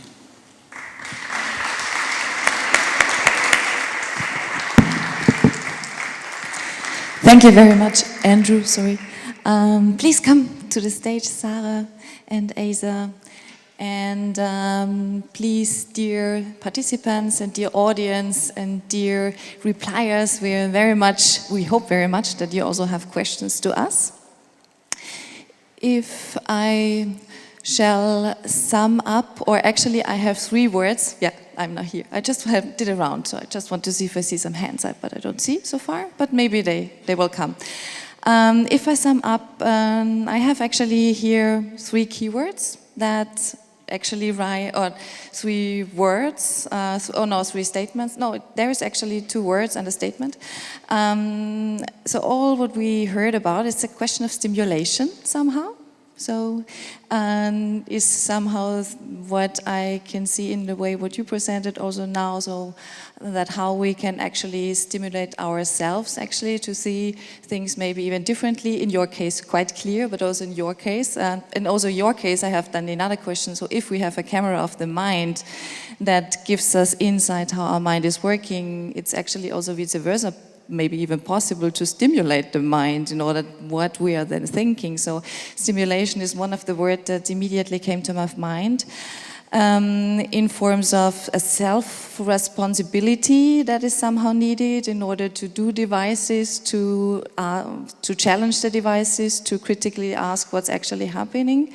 But also a training in ethics, which would, I think, is very, very important. Especially we have also this kind of self-responsibility here, because I mean, just looking at your devices, I don't want to imagine who other guys that I actually, yeah, whatever. I mean, there's a lot of things that could be possible if we have a lot of do-it-yourself kids and they get into the hand of someone that, yeah, I don't want to imagine what could even be possible. So this kind of self-responsibility, training in ethics actually has to come together. But on the other hand, then also in the end, I was asking myself, what actually do we really need then? Yeah. Do we need them? What do we need? Because do we need these devices? Now I'm cynical. Do we need the devices that Sarah is doing? I mean, no, you do not need, no one needs anything like this. But, I mean, it's great that we have the option to, since we do have the technology, to create our own technology. It's nice if we use it to communicate and make the world fun instead of just make a lot of money at the end of the day. I don't know. Not all things have to go to market and become products. Some things can just improve our quality of life in the short run, and I think that we should focus on that. I think that's the thing I was trying to say but couldn't quite articulate, but that's what my work is about. Do you want to add? Yeah, I mean, the question of what is technology even for, I think is like one of the deepest ones we can be asking. And to me, when I look at your work, in some ways, it's extending parts of yourselves, making it, and that's it. It's like it's a form of self-expression that becomes group sense and decision making, and it's super cool. I had a question for you, which is, I find that the choice of term engagement curious, because the term we use in industry is all of our technology is technology of engagement. It grabs your engagement, and then I was having trouble distinguishing between the engagement and disengagement. So the example that came to mind is, I think many of us experience phantom buzzes, where like you think your phone buzzed, but it wasn't even in your pocket. And so this is a form of self-modification that's coming from a notification. How is that different than the teapot? Well, it's nothing like the teapot, but Well, in the teapot, it distracts, right? It's a thing that grabs your attention when it wants. These phones are technology that grabs your attention when they want. yeah, so I mean, I was very interested in what you were talking about, and having seen some of it on the web while I was writing my talk, I started to think, what's the difference between what I'm talking about and what you're talking about, which is what you just asked me in a way. So you're definitely talking about technologies of engagement of a certain kind, aren't you? How people grab your attention and make you carry on clicking. So, well, maybe we can talk about this. What's the difference? To me, one aspect of the difference is you're talking about latching onto a kind of Paleolithic level of the brain, things that we can't control. And the other thing that you're talking about is feeding those things back to you.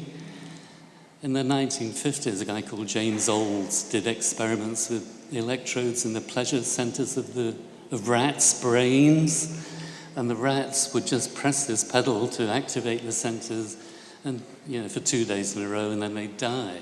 It was the most important thing in the world to them. And that's the kind of image that you're conjuring up. So there's a kind of closed feedback loop trading on something that none of us would think of as being very admirable, right? Whereas the kind of feedback loops that I was talking about are open-ended ones. You don't know where they're going. They're not trading on some Paleolithic reptile bit of our brain. They're not really trading on anything apart from this kind of productive back and forth. So I think that's the answer to your question. We have now a question from the audience, please. I also have to say, I was asked from the Master of Ceremony to keep it very short because of the next panel. So quickly, if you have a question, quickly raise your hand. Otherwise, we have to close after this statement. Hi, my question is for Asa, actually. So Asa, thanks for your talk. As a human, I think myself, and I'm sure everyone in the room can get behind human protective design. I'm wondering, if we're going to go from this shift, to use your language, from human extractive to human protective, what materially do you believe needs to change in industry and in the systems around us to do that? Because it's very easy to point the finger at the problem, but I'm wondering what the pathway forward is. Yeah, so are you asking Are you asking what are specific types of solutions we might want to see, or are you asking broader? I'm just trying to imagine, for example, if you're talking about human protective design, are you talking about principles that would go in, designers would use them? Because when I think about that, I worry for those designers who are being told, to design things that have another purpose. Yeah. That's not always to protect humans. Yeah. And it mightn't be malicious. It might just be the business model that they're, working into. Totally. So I'm wondering, what needs to change in industry or in society to get to this human protective future you talk about? Often, if we just talk about the designers always hit the glass ceiling of business model. And so when you think, or at least when we've been thinking about how do you change a system like this, you have to think all the way from pixels up to policy, and it's a system level design. So you have to first start to create the conditions which new kinds of technologies, human protective technologies, can emerge.